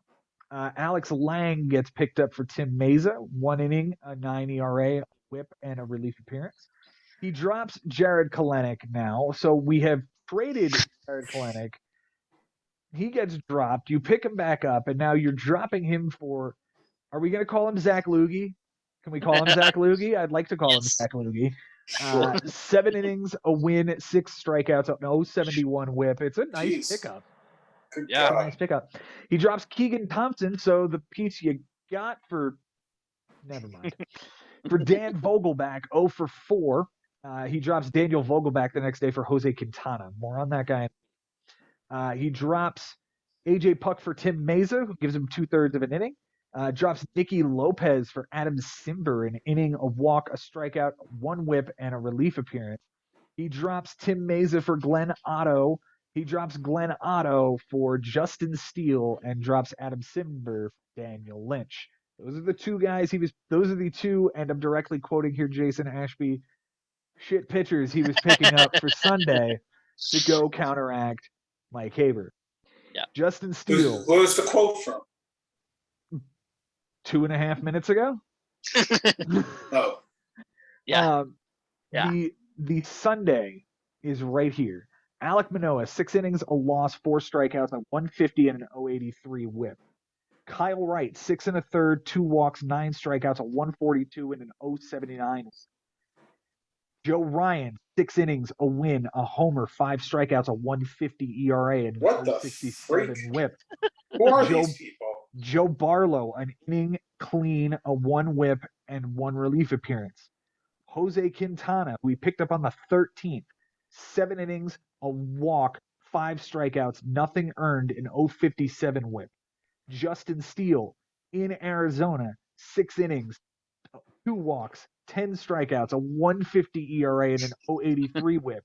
All right. And Daniel Lynch, 5 1/3, 4 walks, 4 strikeouts, nothing earned, and a 131 whip. I don't know who over half of these people are, what teams they play on, and just I'm so confused. This is like what Aaron Small and Sean Chacon right now, just like pitching out of their ass. Like, who are these people?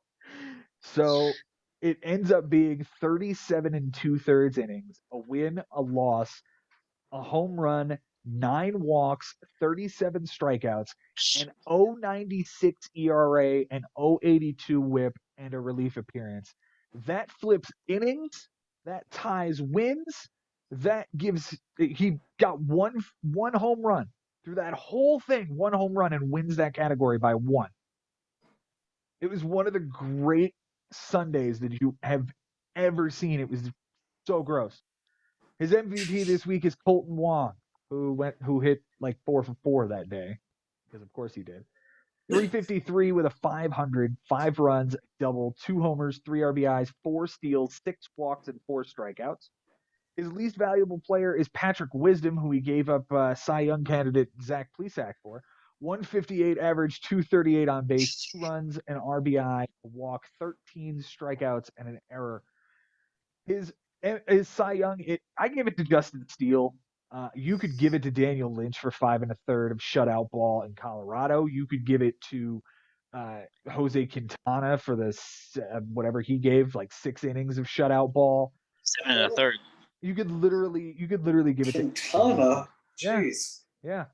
The Cy Yuck is Glenn Otto, 1-800-GLEN Otto. 4 innings, a loss, 2 homers, 4 walks, 4 strikeouts, and 18 ERA. And for Mike Hager this week, Jason, he went 3 for 18. Yeah, that's pretty nice. Nice old 156. Yep. With a double, 3 RBIs, and 4 strikeouts. None of that. His moves this week, he dropped Edward Olivares for Taylor Clark, inning, a homer, 9 ERA, a whip, a 1 whip, and a relief appearance. He traded Lucas Sims for Jamer Candelario. He dropped Ha-Seong Kim for Penn Jillette Murphy. It's the most annoyingly spelled last name ever. It's Murphy. It's Murfee. No. Keith Hernandez made a comment about that. How he was like very excited. He's like, I've never seen it spelled that way. Yeah, none of us have, man. Like, yeah, very profound. It's Murphy. It's Murphy. Yeah. The emphasis on the second syllable. Yeah. Okay. That's how I'm doing it anyway. All right. He threw an inning, a strikeout, 2 whip, and a relief appearance. Taiwan Walker gets dropped for Josh Naylor, who had that huge 8 RBI game immediately after being dropped. And by Jimmy? Yeah. Yeah. Yeah. And he so talked about that too. He's like, I can't believe it the day after. I'm like, yeah, that's the bigs. Well, now he's on Mike Haber's team, but he's got the vid. So that sucks. Really? Yep. Yeah. Dropped Jesus Aguilar for Michael Lorenzen. 7 innings, a win, a walk, 3 strikeouts, a 1.29, and an 0.86. He dropped Spencer Torkelson for Joey Gallo. 1 for 4 with a run, a walk, and 3 strikeouts. Rest in peace, Spencer Torkelson's 2022 season on Mike Haber's team. Taylor Clark gets dropped for Alexis Diaz, an inning and a relief appearance. Josh Winder gets dropped for Griffin Jacks, who sucked. He dropped Yadiel Hernandez for Rich Hill. That's also known as Dick Mountain. 6 innings, a win, 4 strikeouts, a 3 ERA, and a 1.17. He drops Griffin Jacks, the guy with the metal arms, Mortal Kombat. That's how he spells his name. Right. For Austin Gomber, 6 innings, 2 homers, 3 walks, 3 strikeouts, a 4.50, and a 1.17. Jake Odorizzi gets dropped for Jeffrey Springs, 4 2/3, 2 strikeouts, and 0.86 whip. He drops Dane Dunning for Humberto Castellanos, who is going against Justin Steele in Arizona. 5 1/3, 2 homers, a walk, 5 strikeouts, a 3.38, and a 1.13. And he finally dropped our old friend Penn Jillette for Cody Tiny Little Poteet. Tiny Little Poteet. Mm-hmm. You have no idea what team Cody Poteet plays for, do you? No, I do not. But I can guess. The Rockford Peaches. Miami Marlins. His MVP this week is going to be that guy named Mike Trout. I'm looking at Costas' roster. Yeah, here we go. Mike Trout, 333 with a 440 on base, 9 runs, a double, 3 homers, 7 RBIs, 4 walks, and 6 strikeouts. The least valuable hitter, Yasmani Grandal, 063, did have a 211 on base, 2 runs, 3 walks, 6 strikeouts.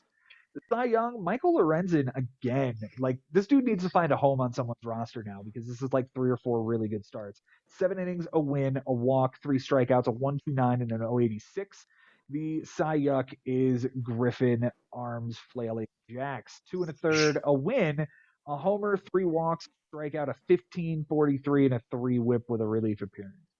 Gentlemen, this was incredibly interesting because Mike led going into Sunday 14-6. It finishes 11-9 Costas. 2 weeks ago, Mike was on this show and called Costas' team putrid. I called it pretty bad. Others have said some similar things. It's disappointing. I think that's a good word for it. And we're seeing an interesting strategy here of unloading pieces early for versatility and offensive pieces. Ben, I'll start with you here. How do you feel about this win for Costas? Obviously, it's always good to get a win over Mike Hager. He is very proud of it. considering he also beat Mike Haber in the playoffs last year. So he's got something to sort of gloat on right now. Yeah, it's a humongous Sunday, like we talked about. It's just an incredible way to change your season potentially for both of these guys. The fact that Mike on the precipice of actually, jumping up 7 sets, getting that much closer to 500, and then he just drops a little bit further down. And as far as getting more under 500 than Costas, now he's just back in the fold. That's a huge win. Making a big trade that could potentially help him. He's in a good spot here. He's got a great bullpen, he still does. And it's Costas. He's just getting better at playing the game every single time. In 2020, the shortened season, he got to play 6 weeks. But when he got a full season under his belt, you could see what he does. Think about it. He's the only guy last year that actually played 25 weeks. None of us did. Like, I didn't. I played 24 because I had the bye. He actually had to go through the whole thing. And having that playoff experience, he knows how to play day to day very, very well, very, very quickly. So I do think he kind of did a hunt and pray on a couple of these pitchers and got very fortunate, where I can't imagine that it continues to fall his way. But to push Mike Haber a little bit further away from him, to get a little bit better going into this next week, trying to find himself on the schedule with a good run potentially. It's very exciting. And as far as Mike Haber goes, here's what I'll say: he's got a good matchup coming up. I would want to face Ari right now. I do think Ari's pitching is still pretty solid and and I think we can talk about that more as we talk about that matchup. But this is a good opportunity. If I'm Mike, this is good because he knows exactly how Ari manages. It's not like Ari hasn't been in the league so long. Mike knows exactly how to play this. It's just about his players executing. So you can never count Mike Hager out. Not until we're a lot further. I think we got to wait until like July to count out Mike Hager, depending on where he's in the standings. So not worried about him yet. Costas, believe it or not, if I look at these two teams and I look at the managers and their experience, I'm more concerned about Costas even still than Mike Hager with 16 weeks left. I think I'm 100% with you there. Jason, you in agreement there? Oh yeah. I have no worries about Mike. The roster is definitely underperforming. There's no question. But when he's got Altuve back healthy. He's got Mike Trout healthy. Like he jettisoned Torkelson, but he still got Witt and Julio Rodriguez. He's still relying on these young guys. Hopefully, a couple more weeks of seasoning, these guys can start picking it up.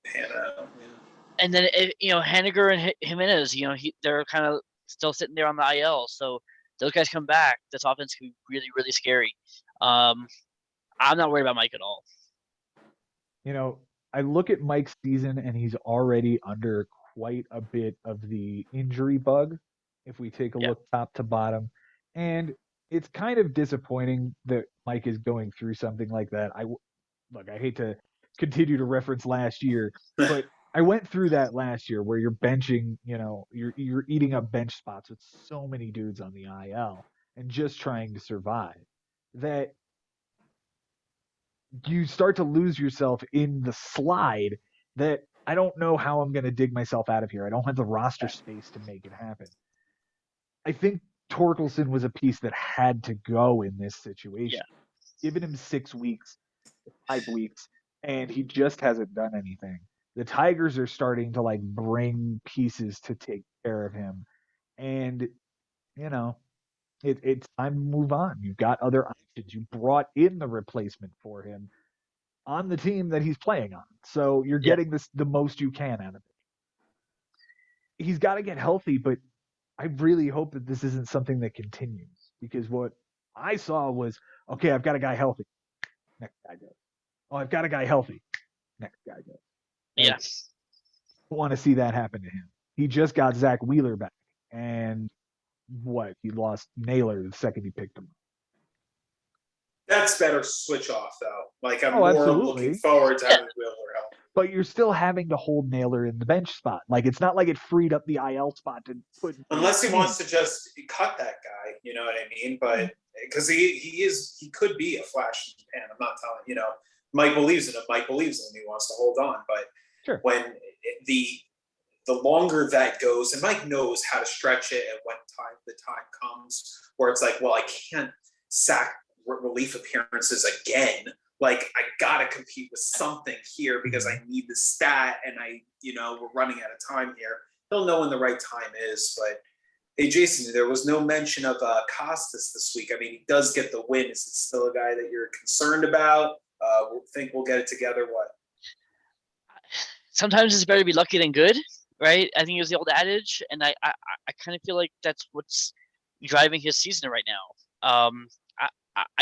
I don't believe in the moves he's making. I don't believe in the Jordan Romano trade for Chris Taylor. It just, to me, doesn't make sense. If you're going to draft these guys so high up in the draft, hang on to them for at least a couple, give him some more time. At least you have until the deadline. You already traded away Liam Hendricks. Now you traded away Jordan Romano, and his offense didn't really improve, which that was his weak point. At least I don't think. Well, I don't think Mullins, if Mullins can get hot, I mean, he's counting on that. That could still happen. Yeah, and Trevor Story has been awful, but I don't think that Yandy Diaz is improving your offense enough to warrant getting rid of a top closer. Really? I just you don't think he could shed because you think he could have gotten more, or because you don't think he could shed it? I think he can get. I think he could have gotten more for Romano than Chris Taylor, who's batting 211, 255 with 2 homers. The eligibility. 255 is pretty solid though right now, though, Jason. With a league average at 232. I mean, I don't know what he's doing counting stats wise, but he's still playing for the Dodgers. And Yandy Diaz walks a decent amount. He's got that. I think his on base percentage is pretty solid. He could have gotten more. Could have gotten more from him, but he didn't get 2 schlubs for him. You know what I mean? No, it could have been worse, but I think it could have been better. I think he's just kind of right now just really waiting for Chris Bryant to come back and hoping that he can turn his season around. And I don't know. It just doesn't sit well with me. That's all. Okay. One thing I'll say about Costas going forward, he has only lost 1 matchup this season, and that was to Frank, 14-7. He has tied twice, and now he's won his last 2. We said a lot last season that we didn't necessarily think that the moves that Costas was making were ones that we agree with or that we think would pan out, and the man went to the finals. So I think there should at least be some grace given. Faith. Yeah. So the one thing I'll just call out for Mike, and I'm looking back, and it's funny enough that it's week 5 also last year when Uncle Barry sniped me with, I think he flipped 5 or 6 categories on me. Now there was no 37 2/3 innings pitched on a Sunday, but it just reminded me of what Uncle Barry did to me also in week 5 last year, where he turned me on the head. Yeah, and it came away with an 11-9 win. And so, you know what? It happens. It happens. These crazy Sundays, they happen, and you just got to roll with it. Yeah, and it's funny that you referenced Uncle Barry because I very vividly remember him on the podcast at some point. Maybe it was mid-season break, an all-star break, and we're all chatting. Or I might not have even been there. I just remember watching it, And he mentioned how it's crazy how on Sunday with the pitching, especially when you're going for wins or whatever, but losses are close and how home runs, and then all of a sudden one reliever comes into the game. Not even your starter that you go for. The reliever is the guy that ends up getting the loss. 2 home runs, given up, enough walks. It is kind of crazy how things can flip on that Sunday. When the stats are close, our league is at its best. On Sunday, when you look around the league and you're like, look how many stats are close. Look at how the strategies are going. That's when our league is really, really blown up, really, really excel. 100%. No doubt. I love it here. And let's get on to the next matchup here. We are going to take a look at Matt Losi taking on James McCloskey. And James McCloskey putting together a couple of wins here. 12-8 win over Matt Losi on Sunday. We had a 2 RBI lead for James, and Matt flipped that. A 1 steal lead for James, and Matt tied that up. We've got a 2 strikeout lead for Matt Losi, and James takes that down. And relief appearances were tied, and James snagged that. Overall categories that were close: 3 doubles for James, a triple, 2 home runs given up by a pitcher. That's the wrong category. Oh, wow, that changed like hell too. What? Well, I had it that it finished with 2 home runs given up by a pitcher, and somehow it goes to this. So I guess I had that wrong. Well, it was Not a big two deal. homers by a batter. He won by 2 homers by a batter. Oh, that's it. Okay, Yeah. that makes a lot more sense. Yeah. 6 strikeouts is this one. That's where we go over here, Yeah. and 2 relief appearances. For Matt, he wins by 3 RBIs, 3 home runs given up by a pitcher, 1 tick in the whip that he flipped on Sunday. They tied in steals, like I talked about. For McCloskey on his bench, Ben, he went 14 for 43. Okay. It's not impossible for me. Hold on.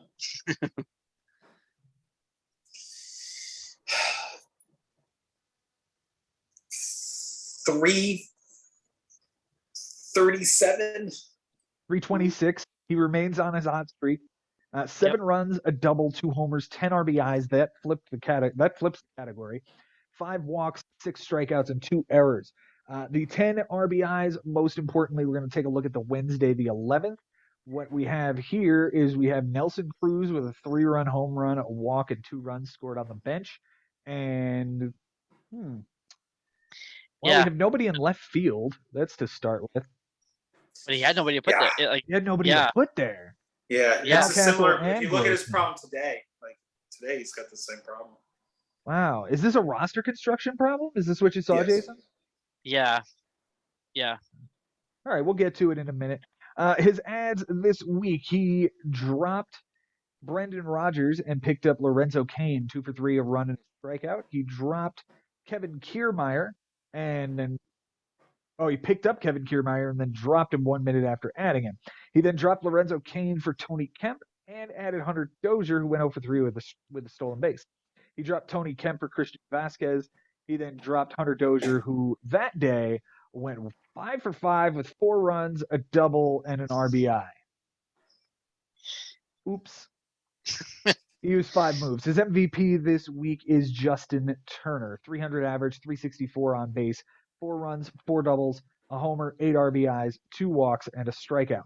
His least valuable hitter is Robbie Grossman. He's gross, man. An 040 average, a 200 on base because he had 5 walks, but 11 strikeouts, 3 RBIs, and a run.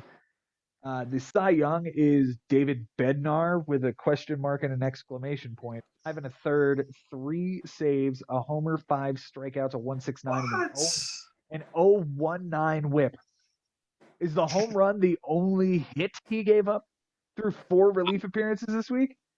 It has to be, right? Right? Yeah, I think so. Amazing. The Cy Yuck we will give Gray. Sonny Gray, 4 1/3, 8 strikeouts, 4 walks, a homer, a 4.15, and a 185. Yeah. I mean, nobody really pitched poorly here. No. You know, that the highest ERA is Michael Givens and Ranger Suarez that's Robert Suarez. Robert Suarez, yeah. 675s. Like, it was pretty good. Yeah. For Matt on his bench this week, Benjamin, he went 21 for 81. Wow, that's tough. I feel like, it's certainly close to a quarter, but it's a little less. So I'll go with 236. 259. You went the wrong direction. Oh, geez, that was really bad, guys. 18 It's one runs. night. 18 runs that were on the bench. That would obviously flip the category. A double, 7 home runs, that would flip that category. 16 RBIs, 2 steals, that would win the category. 8 walks, which would flip the category, but he'd have to be perfect with that one. Yeah, forget that. 17 strikeouts. Hey, good to keep those out of your lineup. and 4 errors. And keeping all 4 of them out of your lineup and not getting one and winning a category is halfway impressive. His moves Yep. this week, he dropped Glenn Otto 1-800 for Brock Burke, 2 innings, a walk, a strikeout, and a relief appearance. That's it. The only ad. His most valuable hitter this week is Ty France once again. 391 average, 481 on base, 2 runs, 2 doubles, 3 RBIs, 2 walks, and 2 strikeouts.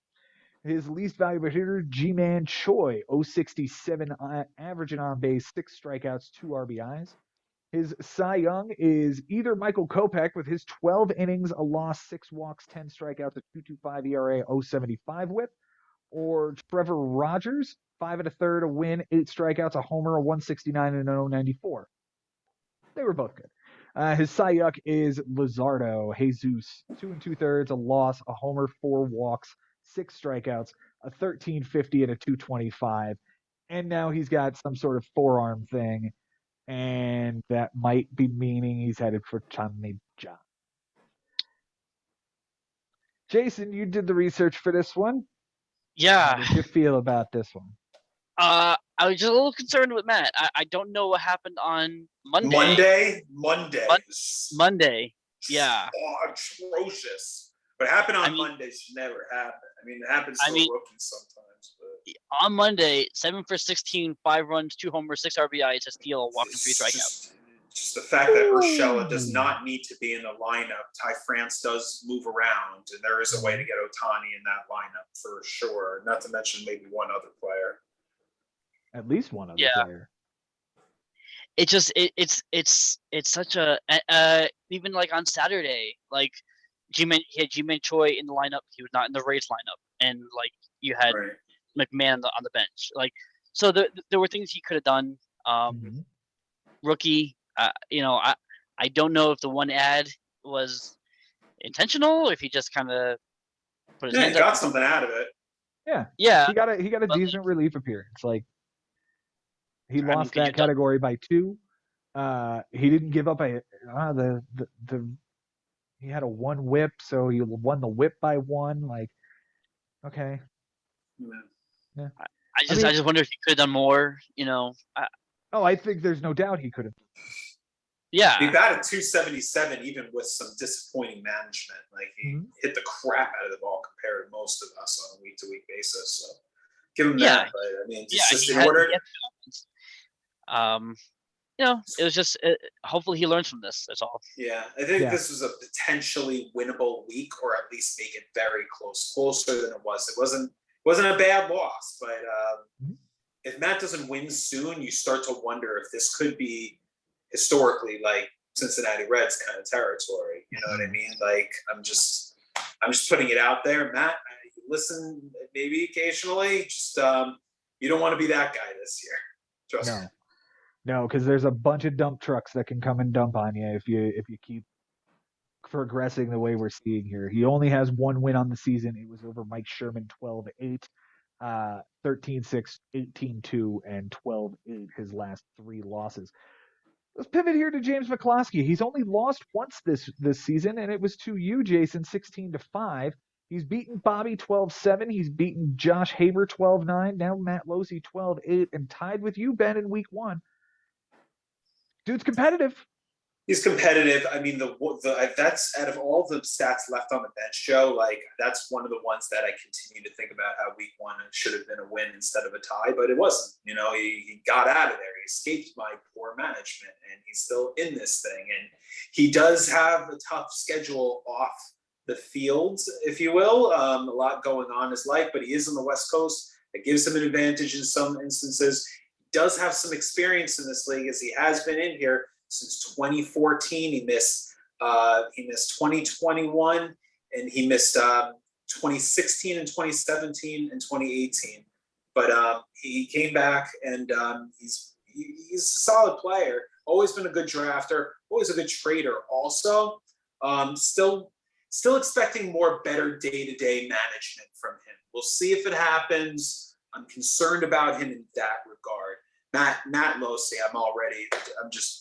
I almost feel like what kind of season I'm expecting from him.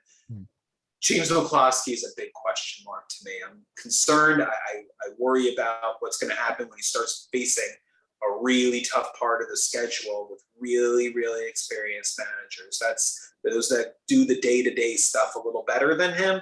That's when I get concerned. But other than that, solid team, solid offense. He's kind of in that right now. I mean, he faced Jason 2 weeks ago. He had Josh last week and beat him. He had Matt as a reprieve this week, but he's got me now. He gets Costa next week. Ari might be a reprieve, and then he's got Frank. It's tough 3 out of 4. That's really tough. Yeah, it's 4 out of 5. Right. Yeah. That's pretty. We'll be able to tell quite a bit from McCloskey. All right, let's move on to the next matchup here, and we are going to talk about Brian Lebo taking down Frank Bucco, 11-7 win. And you want to talk about how good Sundays can be. Brian Lebo made a Sunday happen, man. Tragic again for Frank. This is 2 in a row now that it's been tragic Sundays.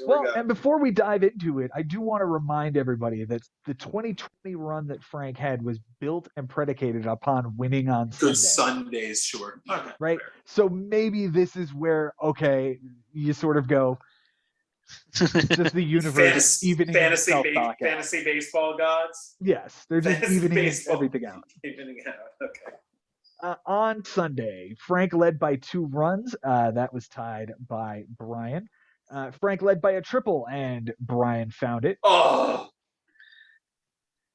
Walks were tied. Frank got that one. Errors were tied, and Frank got not 1, not 2, but 3 on Sunday. Man. So Frank had 3 errors on Sunday. Oh. Yeah. I mean, that's. But he grabbed walks. He grabbed one category. Close categories this week.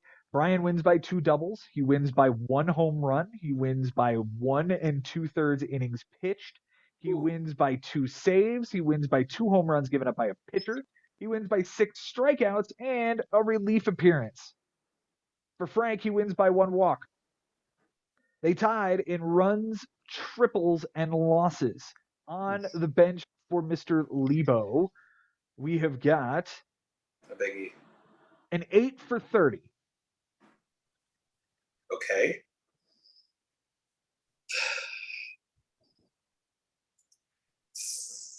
318. 267. Keep going. I don't drop down far enough from those. Yep. 2 runs, a double, 5 RBIs, a walk, and 6 strikeouts. The 2 runs would have won the category, and the walk would have tied the category. He'd have to be perfect at that point. I'm not gonna hurt him too much there. He drops Justin Steele for Jalen Beeks, then drops Jacob Junis for Harlan Garcia. All 4 of those guys. There are 5 J's in those 4 guys. Yes. Justin, Jalen, Jacob, Junis, and Harlan. Shingleheimer Schmidt, yeah. He drops Jalen Beeks for Chris Martin, who's the guy he included in the Jose Abreu trade, so that guy goes back to him. Harlan Garcia for Ryan Pepiot. Pepio? Ben, what team does he play for? I don't know. Okay, wait. The Durham Bulls. Yes. Currently, it is the Oklahoma City Dodgers because he was called up for Ostart and is now back in AAA. He drops Chris Martin for Seth Mole. Ben, how would you spell that dude's last name? M-U-L-L. M-O-L-L. He drops Pepio for John King, your neighbor growing up. Brent Suter for Phil Bickford, and then dropped Seth.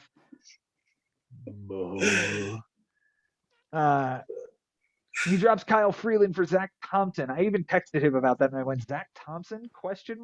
And that dude was good.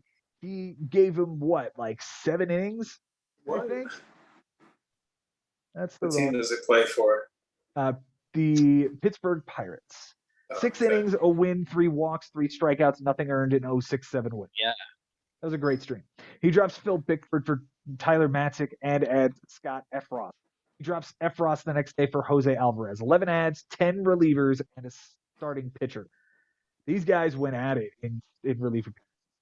Yeah. For Frank on his bench, Ben, 4 for 11. Well,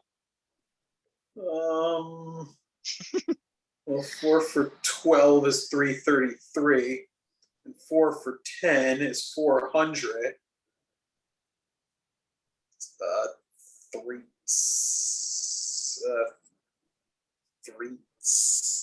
I don't know, 380. I don't know.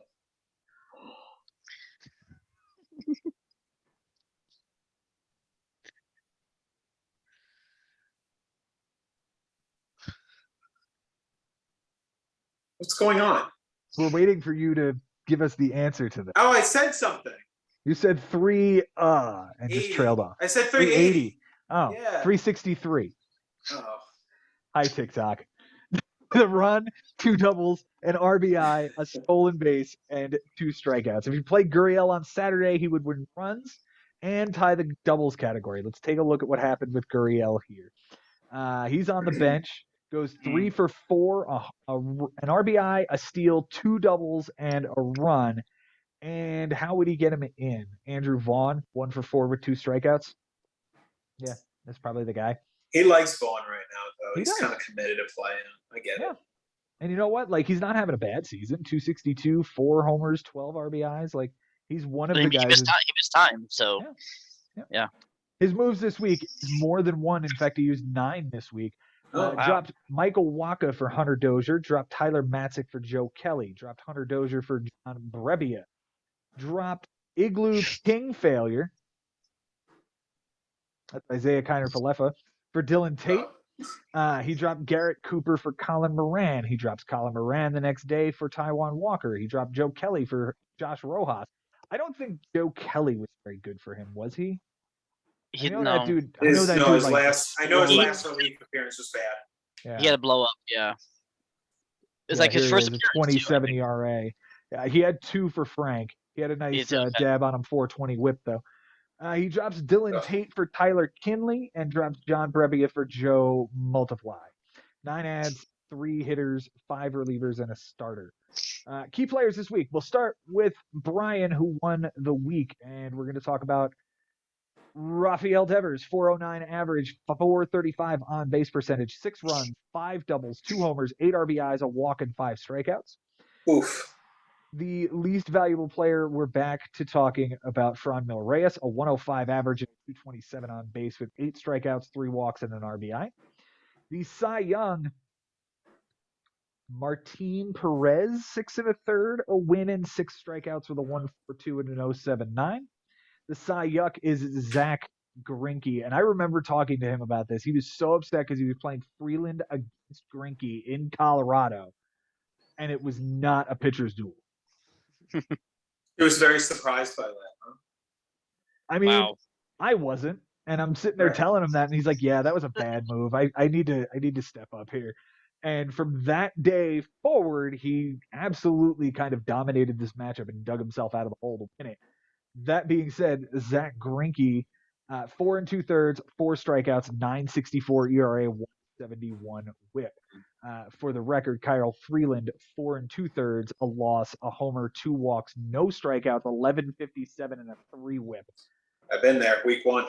Yeah. When the Colorado Rockies were going on their streak, like right in the beginning, I had the guy. Like I had the one day where it was just wrong day to pick up that guy. You know. Yeah.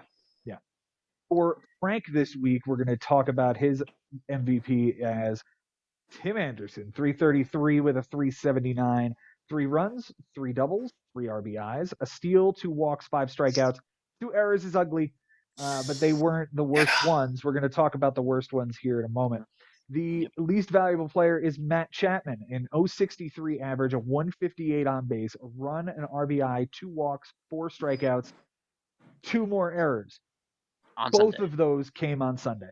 Both of them. From the same platinum glove receiving third baseman. Yep. Might not have 2 more errors all season. Yeah, just the timing is so awful. The timing is very loud, and this is what we mean by this is dumb luck. Yeah. This is absolutely dumb luck. It's the second week in a row. Like exactly. Jimmy did this. Like it's crazy. Go ahead. Yeah. Sorry. Jimmy did it with his team. Now Frank's team betrayed him this week. Right. The Cy Young is Kyle Hendricks, 14 and a third, a win, 3 walks, 9 strikeouts, 063 with an 077.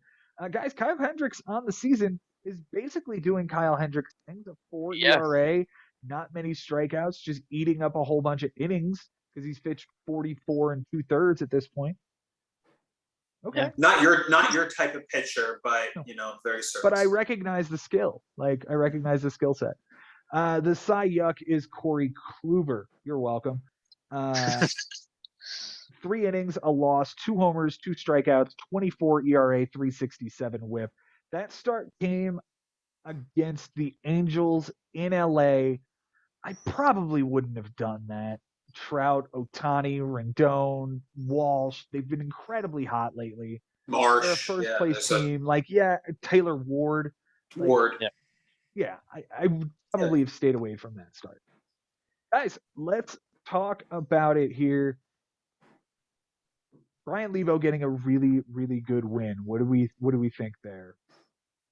Like we said, I mean, the fact that he was able to tie runs and get the triple on, and then there was one other we said that he grabbed because of errors. Like it's just a humongous Sunday that really put his team in a good spot now. As far as Frank goes, and I'll go to him first because I know Frank and how he's kind of going about his mentality week to week.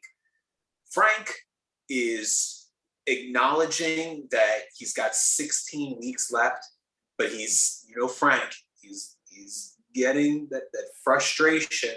It's starting to build, and what happens when Frank starts to get frustrated? We talked about it last week with Mike Hager. Like, does this start to mean like pieces start to get moved? I mean, he has made 3 trades already. He made one with me, one with you. Taking a look one, right now. One more, I believe. At least one. Nope, it's just the two of them. It's just the two. Okay. Of them. All right. Me and him in the Joey Wendell, Corey Kluber for Max Muncy, Austin Nola, and then this one that he just made this. Right, and he's thinking, you know what? Let me add Segura. It's a good player on a good team, offensively at least, and I give him a lot of credit because he reached out to me and he said, "Look, I need a second baseman. I see you have a plethora." He did not use that word, but he did say, "I have a lot of starting pitching depth, and I'd be willing to shed it." And he was offering a 2-for-1 that was a very fair deal. He was offering 1-for-1s that were very fair. And then he finally came to something that was irrefusable. And I kind of likened it to my trade with you, Joe, when I added McCutchen to the deal to say, look, this should be good enough for you to say now and us to do this before the game start. And sure enough, you respected that. Now, when Frank was bringing this to my attention and he said we finally settled on this, I said to him, I go, can you give me 24 hours? He responds, I give him a ton of credit, man. He responds with, come on, are you kidding? I'm just like, okay, you're right. Like, how can I, you know what I mean? Like, he was just too fair. He's offering a hot pitcher for a hot hitter, and I have too many of them, and he understands. I mean, he did great business. I give him a lot of credit. I'm a little bit concerned about the matchup this week. Believe it or not, with Mike Sherman, we'll get into it, played really well as far as the offense, the pitching, the defense. Like Mike Sherman, at least there might be a couple of those guys that are hot right now, at least in the hitting side. So Frank might have to compete with a couple of hot hitters on Mike Sherman's team. And I looked at Mike Haber playing Ari, and I looked at Frank playing Mike Sherman. I'm like, these 4 teams that are kind of on the bottom and have an opportunity to get healthy. I like Mike Haber in the spot that he's in against Ari more than Frank against Sherman right now, believe it or not. Jason, how are you feeling about Frank Bucco thus far? Yeah, I'm still impressed. He's again like this week was some dumb luck for him, but like overall, I like the roster. And again, I like that look, he made nine ads this week, but like that's okay. You're But supposed he's to. not right. So like That's what they're there for. Yeah. he's acting like what I would call a normal manager in the bigs, not tearing apart his team, not blowing it all up, not but making the moves that he thinks he needs to make, and that's great. But I do want to give credit to Brian Lebo. We haven't No really doubt. talked about him, and he got the win. He had a great Sunday. Look, we talked about his Cy Yucks and we talked about Freeland and we talked about, but he still pitched to a 3.38 ERA over 74 innings. Solid. Like One of the best of the week. yeah, so that's really solid. I love his roster. I mean, like Cody Bellinger got him the triple on Sunday, and he had a shitty I was watching that game. He had a shitty week, but like he got you the triple that you needed. Like that's just a good week for him. So hats off to Brian Lebo. Hats off to I like Brian his Lebo. team. I like his team in general. Obviously, the fact that he has Devers and McNeil, like from me, definitely made his team better than what it would have been with Rendon and Blackman. So he made a good trade. As of right now, if Jose Abreu was in his lineup, like it might be dog duty for him. He'd be doing if you're hitting instead of Crone, or he'd be taking the spot of somebody else. Crone and Hosmer have been on fire. Hosmer has been great. So it's just he did what he had to do. It's not like Sherman not even pitching right now. He's got COVID, and Trevor May is out until at least June. Yeah, it wasn't a good trade as of now, but it is pretty early still. 16 weeks left. Brian Lebo, the only thing that can really stop Brian Lebo from going on a run is Brian Lebo. I truly believe that this is a year where he needs to take that next step management-wise. And he's been good in the past. We saw some good things last year on the crazy run he went on, but he just needs to take that next step. And like we talked about with, Kyle Freeland, like these things. And I made that mistake this year. You know what I mean? Like, let's see if this, guy that's now in his second full year, did the 2020 thing, got to play 8 weeks, which is cool, but now it's 21 weeks again, 12, 42. Let's see the run. Let's see him hold it down. Now let's see him finish. Yeah. He's 2 games out of a playoff spot right now. He's there. He's in contention. He's got nothing to worry about. Frank is the next, Frank, it goes Frank, Costas 1 game behind Lebo, and then Frank has a 5-game gap to make up to catch up to this group. And for Frank, I point back to Mike Mazzetta last year as a team that all of us were looking at and going, why is this team so bad? Why is this team not doing well? What's going on here? And what did we see? We saw a second half surge from that team that pushed him toward the top of the consolation bracket. Now, Frank is in a better spot than Mazzetta was at this time last year, where we started to see that. Frank won his first 3 matchups. It's just these last 2 weeks and a very you got him. Sunday. You got him that first. No, you got him. That's right. That's right. I did get him. So he's won 2 and 3 and lost 3. Right. He's got a 14-7 win and 11-8 win. 2 losses where he got 7, and the big loss, which was last week to Jimmy, which we talked about, was just an insane Sunday. So it's that difference that is where he is at 11 games under. You're fine. It's week 6. You're okay. But you've got to start stringing these together, and you've got to start stringing it together right now, because he has Mike Sherman now. Next week is Mike Hager, who's going to want to step on you. Okay. And then it's Chris Levy, who's having a monster year. And then it's James McCloskey, who's in the hunt. And then it's Christian, who's a monster. And then it's Ben Nessman. Yeah, look, to me, it just seems like kind of a mixed bag there of things that can happen. This is this is an opportunity for Frank. And the next of all those guys, I think he can come out of that about 500 or better. I do, and that's all it needs.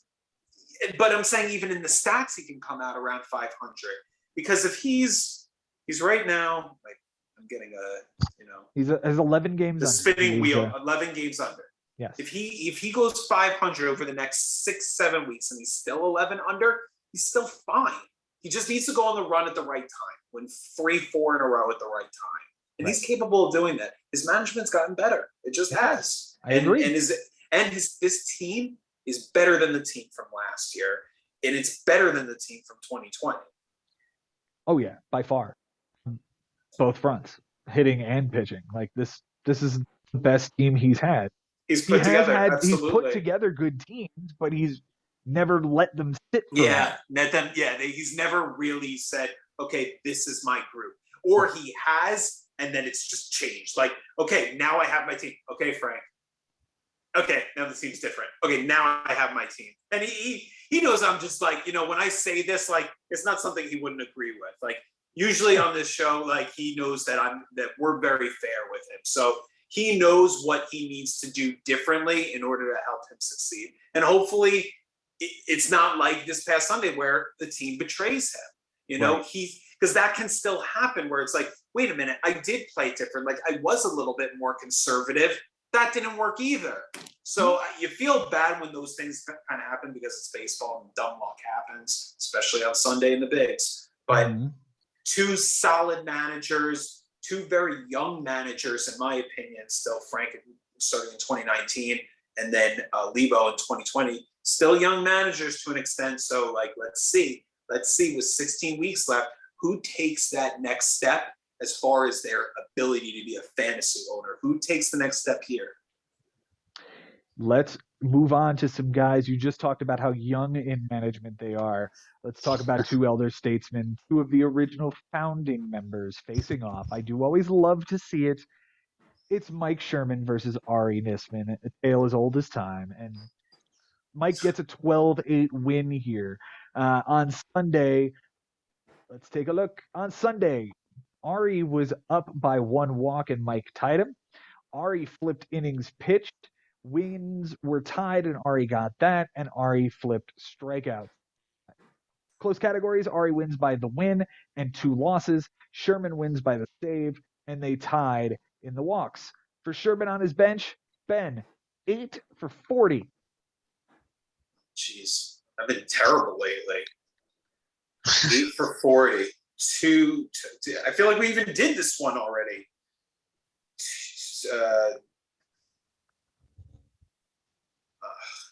2 for 40. 10 for 40 is a quarter. 8 for 40. No, 10 for 40 is a quarter. Mm-hmm. So 8 for 40 is 218. It's a 1 for 5. It's 200. Okay. Oh, Jesus. Oh, you're so right. 8 for 40 is a 1 for 5. Wow. Way to not simplify. 7 runs, 2 RBIs, 3 walks, and 9 strikeouts. The 3 walks certainly play, but he had a really strong offensive week, won a whole lot of categories, and realistically, they were hard to get in. His 3 moves, he dropped Michael Lorenzen, he dropped Adrian Hauser for Dominic Leone, and he dropped Joey Bart for Alejandro Kirk, 2 for 4 with a double. The MVP for Mike Sherman this week is Giancarlo Stanton, 417 with a 462, 6 runs, a double, 4 homers, 12 RBIs, 2 walks, and 5 strikeouts. His least valuable hitter was Adam Duvall, 250 with a 250 with 2 strikeouts. It might even be a 1 for 4. I don't think he saw the lineup all that much. The Cy Young is Ranger Suarez, 13 innings, 2 wins, a homer, 3 walks, 13 strikeouts, a 2.08 ERA, and an 0.92 WHIP. The Cy Yuck is Julio Urias. I don't think we're going to say that one more time this season. The Phillies ripped him apart. I watched that whole game. So did I. 12 innings, 2 losses, 5 homers this week, 7 strikeouts, a 5.25 ERA, and a 1.58 WHIP. For Ari this week, Ben on his bench, it is 11 for 51. Okay. good. It's good from Ari. Mhm. I don't know, 187. 216. 7 runs, 4 walks, a homer, 7 RBIs, 2 steals, a walk, 10 strikeouts, and an error. The 1 walk is the only thing that plays. It's a Dansby Swanson over 3 with a steal and a walk, while Nico Horner's at shortstop. Whatever. He made no moves this week. Right. His key players this week will start with the MVP Rhys Hoskins. 375 to 394 on base percentage, 7 runs, 4 homers, 10 RBIs, a walk, 9 strikeouts, and an error. The least valuable hitter is Gavin Lux, even if he did drive in those 2 runs in the finale of that game. Crazy. It was literally like one of his only hits Crazy. this week. Oh my 077 God. average, 250 on base, a run, a double, 2 RBIs, 3 walks, 6 strikeouts, and 2 errors. He was not good this week. He just had a very loud hit on Sunday. Yeah. The Cy Young goes to Nasty Nestor and the Mustache Ride. 15 and a third innings, a win, a homer, 4 walks, 18 strikeouts, an 0.59 ERA, and 0.52 WHIP. The Cy Young is, welcome back to the team, Brad Keller. 5 and 2/3, a loss, 2 homers, a walk, 3 strikeouts, a 7.94 ERA, and a 1.6 WHIP. Honorable mention goes to Dylan Floro's 5 earned runs over 3 innings pitched for a 15 ERA. Benji, you know these guys best. Where are they at this week? I think these are 2 teams we kind of know what where their fate lies. I mean, these are 2 guys that are more than likely staying at the bottom here. I thought this was going to be one that maybe Ari could win and then maybe get a little bit better, but even though he didn't make any ads, I mean, he's checking that team every single day, multiple times a day. I know it. And Mike Sherman, not for nothing. Monday, I noticed because I was awake for some reason at 5 a.m. Mike Sherman's making an ad. So, they're on top of the team. They're on it. They're not going to really make they don't play to the score, I feel like, as much as some of our other managers do. And for Ari, it's like, I feel like because getting to the 42 is like the goal, he's just going to go starting pitcher and see how it goes, and he's not filling up the bullpen spot. It's almost to the point where you're like, do we even need that 10th pitcher spot? Can we live with just 5 relief spots? That's a conversation for another day. Stay tuned, guys.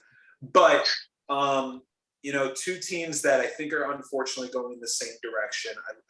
I love how Mike was able to actually outplay Ari a little bit and be better on all sides of the ball. Like I said before, he was awesome offensively. He was awesome in the pitching. He had 1 error. He's, at right now a little bit better than Ari. And unfortunately, I don't think it's going to matter that much. It's cool that they get to play each other twice. So maybe if Mike does go on a run or Ari does go on a run, this can happen again. So it's unfortunate what we're seeing each season from them. I wish we were seeing more. Maybe there's a year that we will. Like Josh Haber. Hey, look, Josh Haber was a guy that was really doing just the bare minimum to just get us by, not missing the minimum. Very few ads per week. Make sure the roster is set.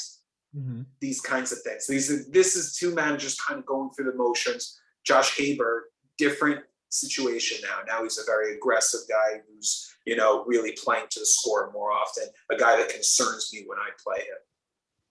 Jason, I know you've been playing against these guys for a long time. We are seeing them have a decline in success for the last few years. Where do you see them ending up when all is said and done? Yeah, yeah, it's a shame. It would be nice to see one or both of these guys make a run and kind of shape things up. Because as far as I remember being in the league, when I think of these 2 teams, I think of them towards the bottom. So it'd be nice to see them make a run. I'm looking at Ari's offense here, and it's such a hard construction. You got Rhys Hoskins and Pete Alonso. How do you get both of them in the lineup and also get Tyler O'Neill and Lourdes Gurriel? it's a lot of moving pieces that like you have to press the right buttons in order to be successful, and that's hard to do on a day-to-day basis. So it's just things like that. It's almost impossible to be successful, for a full season.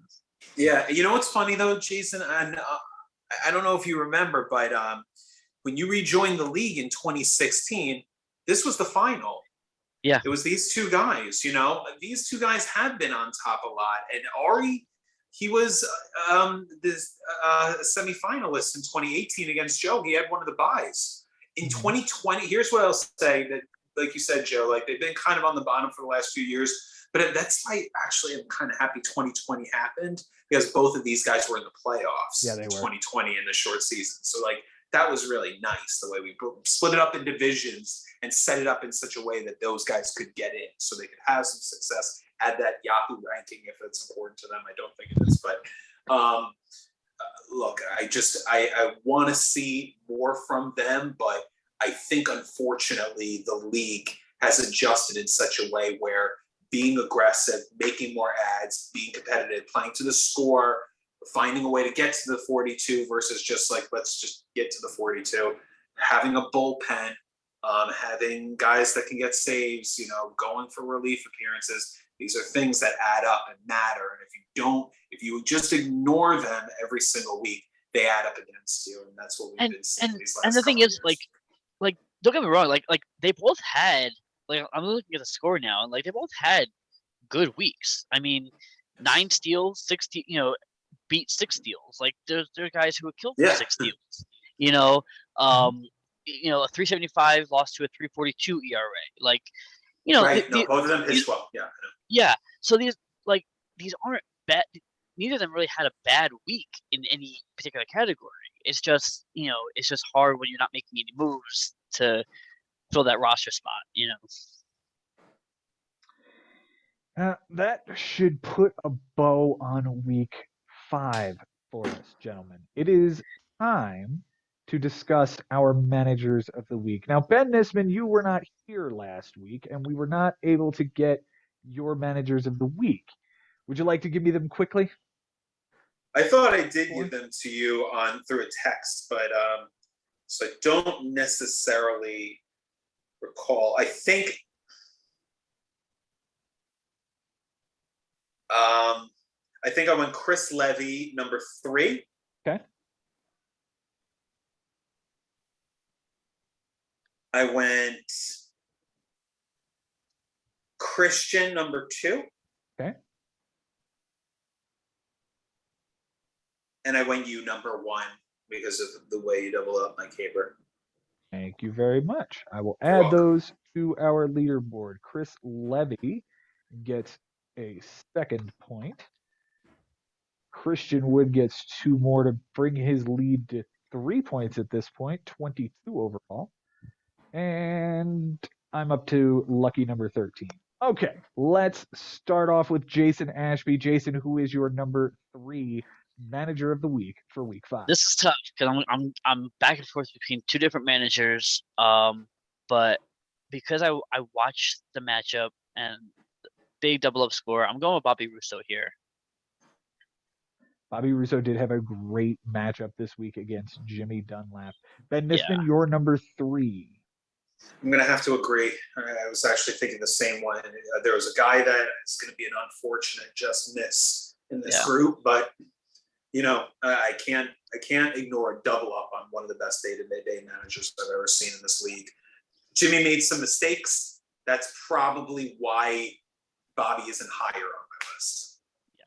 I'm going to give a tip of my hat to my opponent, Chris Levy, as my number 3 this week. He played his ass off and gave me my first loss of the season. Congratulations.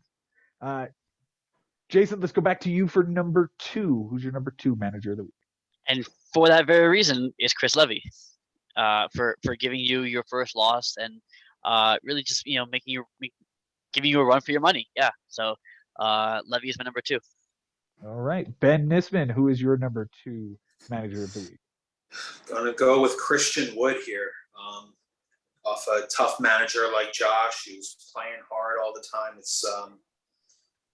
it's an impressive run by this guy. And it was like, okay, Josh Hager was really good last year. He's been good this year. Like, this is a test. We said that last week. This would be a test. He passed the test. He beat him by 5. He outplayed him to an extent. You know, his offense kicked ass again. You know, it's hard to compete with a 291 batting average this year. Like, if you're going to do that or close to it, you're basically going to win that category almost every single week, with the offense being as brutal as it has been league round. And the fact that he won ERA like sneaking out, it's like, okay, Josh took innings by 6, but ERA 4.12 to 4.33 is impressive. I mean, impressive all the way around the way he played this week. So good job. I give Christian number 2. All right.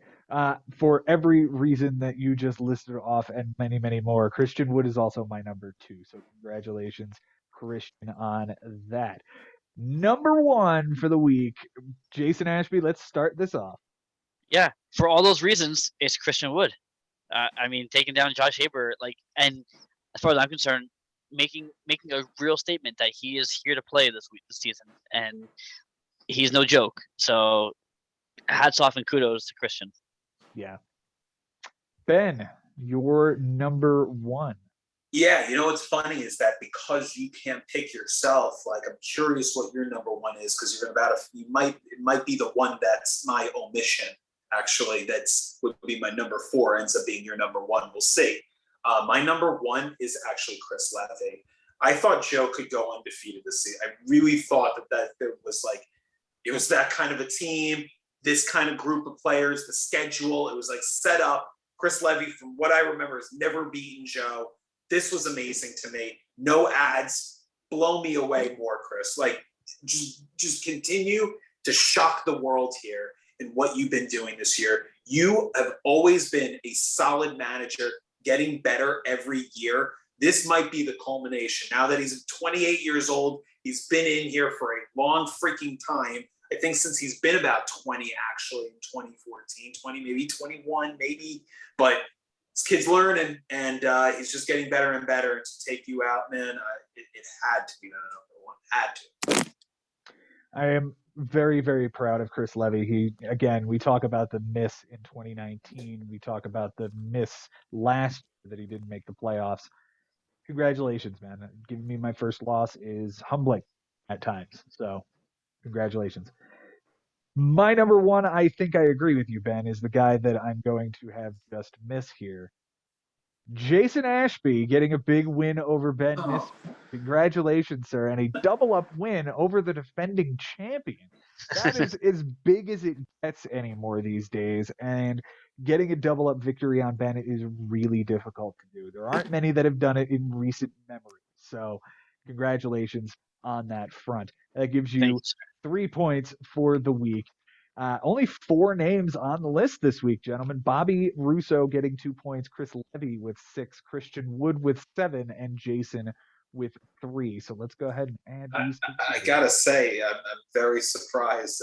I did not think that was going to be the number 1. Yeah, it was really interesting. Really, so Jason and I are probably thinking. I thought you were going to make Costas number 1 because of this, but I think we were all thinking the same thing, that there was just a lot of dumb luck happening in that matchup. I wanted to get Costas in there, but I guess that's why. I feel badly, you know what I mean? Because he still made the ads. He still did turn the matchup around, but I guess we're just not giving him enough credit compared to the other guys. I do feel badly about that. Those garbage pitchers he threw on Sunday, won him the week. Yeah, absolutely. Absolutely won him the week. And ironically, Jason also won me the week in that keeper league that we have on ESPN. I streamed Justin Steele against Humberto Castellanos on Sunday with 2 other starters that were already on my team. Won by, 9 points? Yeah. Yeah, it was nuts. It was nuts. Yeah. Let's take a look here, gentlemen, at the Manager of the Week leaderboard. Christian Wood now out to a 10-point lead over Josh Haber. Jason in third with 15. I have 13. Ben, you have 8. Chris Levy also has 8. Mike Haber has 6. James McCloskey with 4. Jimmy with 3. Bobby with 3. Frank with 2. Yet to get on the board, Brian Lebo, Matt Losi, Ari, and Mike Sherman. Anything else we need to cover this week? Oh, yes, the tracker. What the tracker looks like this week. Some things moving around, and like I said earlier, man, this is the interesting one where Jason goes up 2 spots, Ben goes down 2 spots, and both guys who faced each other, and Bobby and Jimmy, end up between you. Cool. Yeah, very, very cool. Wild. Yep. One more thing I'm going to show you guys. I am tracking, Ben. This is the present I'm going to give you at the end of the season. Oh, please! Is it the odds, the Vegas odds? I really want to see something like that. What we've got, we could get here, that. Yeah, we'll get that. What we have here is the top performers and the bottom performers in each category every week. Wait. What will this do? Well, geez, the biggest one that I'm keeping an eye on here is who has the fewest innings pitched every week. And so far, I mean, the long week was 58 innings was the lowest number. But 45, 46, 45 and 2/3, and 47. Those are the low numbers so far. Mm. That's another conversation for another time, along with that spot, isn't it? Yeah, absolutely. But it feels like the longer this season goes and we notice things, there's going to be some kind of change in the pitching. Yeah. Whether it's we'll talk about it more when the time comes, but it's looking more and more like a change is going to be made, and I think it's going to be a good change. Usually they are. Usually they happen. Oh, I agree. I don't think we've had a change that we had to go back on. Right. Recent memory at all. Yeah. Yeah. It's just been kind of like fine tuning. Yeah, I agree. Guys, thank you so much for being here. Jason Ashby, staying up late with us in Denver, Colorado. Thank you so much. Absolutely, guys. This is always a thrill, and I can't say it enough. This show means so much, and it makes this league just something more than just a league, and it's an honor to be part of it. Jason, we love having you here. Thank you so much, and I am very thrilled that you got a double-up victory over our defending champion, Ben Nessman. Benny, you're staying up super late with us. It's almost 11 o'clock there. Thank you so much. Yo, you're very welcome, man. It was important for me to be here. It's important. I try to get to as many shows as I can because, without trying to sound cocky, like having the trophy in the background, it kind of reminds us like what we're all doing, besides that we're like a group of guys that like to compete against each other and have these platforms, these forums for us to discuss and break down the game. We know that there's like a goal at the end of it, that we're all excited to strive for, that maybe one day our name is going to be on it. Jason, it's always an honor. I appreciate, facing you, learning from you, learning your strategies and your skills, and obviously talking baseball. You're one of the best to do it with. So thanks for coming on today. And I'm grateful that you take this show as seriously as you do. The fact, and I don't know if the guys realize this, but Joe and Mike and Jason every single week are doing the work, calculating what's on everybody's bench. They make the show stronger. They make the show better. They make the show professional. And I'm blown away by both of these men, including Mike Hager. And I'm just so grateful for the both of you. Thank you so much for doing what you do. And I'm just happy to be here alongside with you. All I did was build a league. You made it what it was. So thanks again. We would not be here without your league, Ben. Don't ever forget. Absolutely. Now, all of that being said, thank you all for being here. And I have an announcement to make. This show, by season's end, will have a new look. And that's all I'll say. But you two know why I'm saying. This will appear differently by the time we've crowned a champion, without question. If you are just finding us here, thank you so much for watching us on YouTube. Go ahead and click that subscribe button. Ring that bell so that you know when we go live and when we upload new content. For those of you listening on Spotify, Apple, Google Podcasts, Stitcher, or any of the other 12 platforms other than those that I just mentioned that we are on, I counted.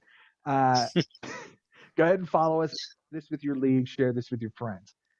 To those of you listening from the Doubleday Pro League, the keeper league that I'm in, where I have sold you all of my pieces to become the next reigning champion, in 2023. Dude, I have 5 picks in the 4th round. Yeah. Sick. It's going to be nuts. Thank you guys for watching as well. And you know what? That league, the ESPN league, anybody else who's kind of watching us from the leagues that I've joined or that Jason and I have joined, that's our sort of proving ground, right? That's what we're looking for here when we're looking to bring into the bigs in any future conversations. So in seasons to come, when we have openings, these are the leagues we're going to be looking to, those keeper and dynasty leagues that we've joined. Thank you guys for watching. We love providing this for you. And until next time, guys, it's been real, it's been fun, and it is always real fun in the bigs. We'll see you next time.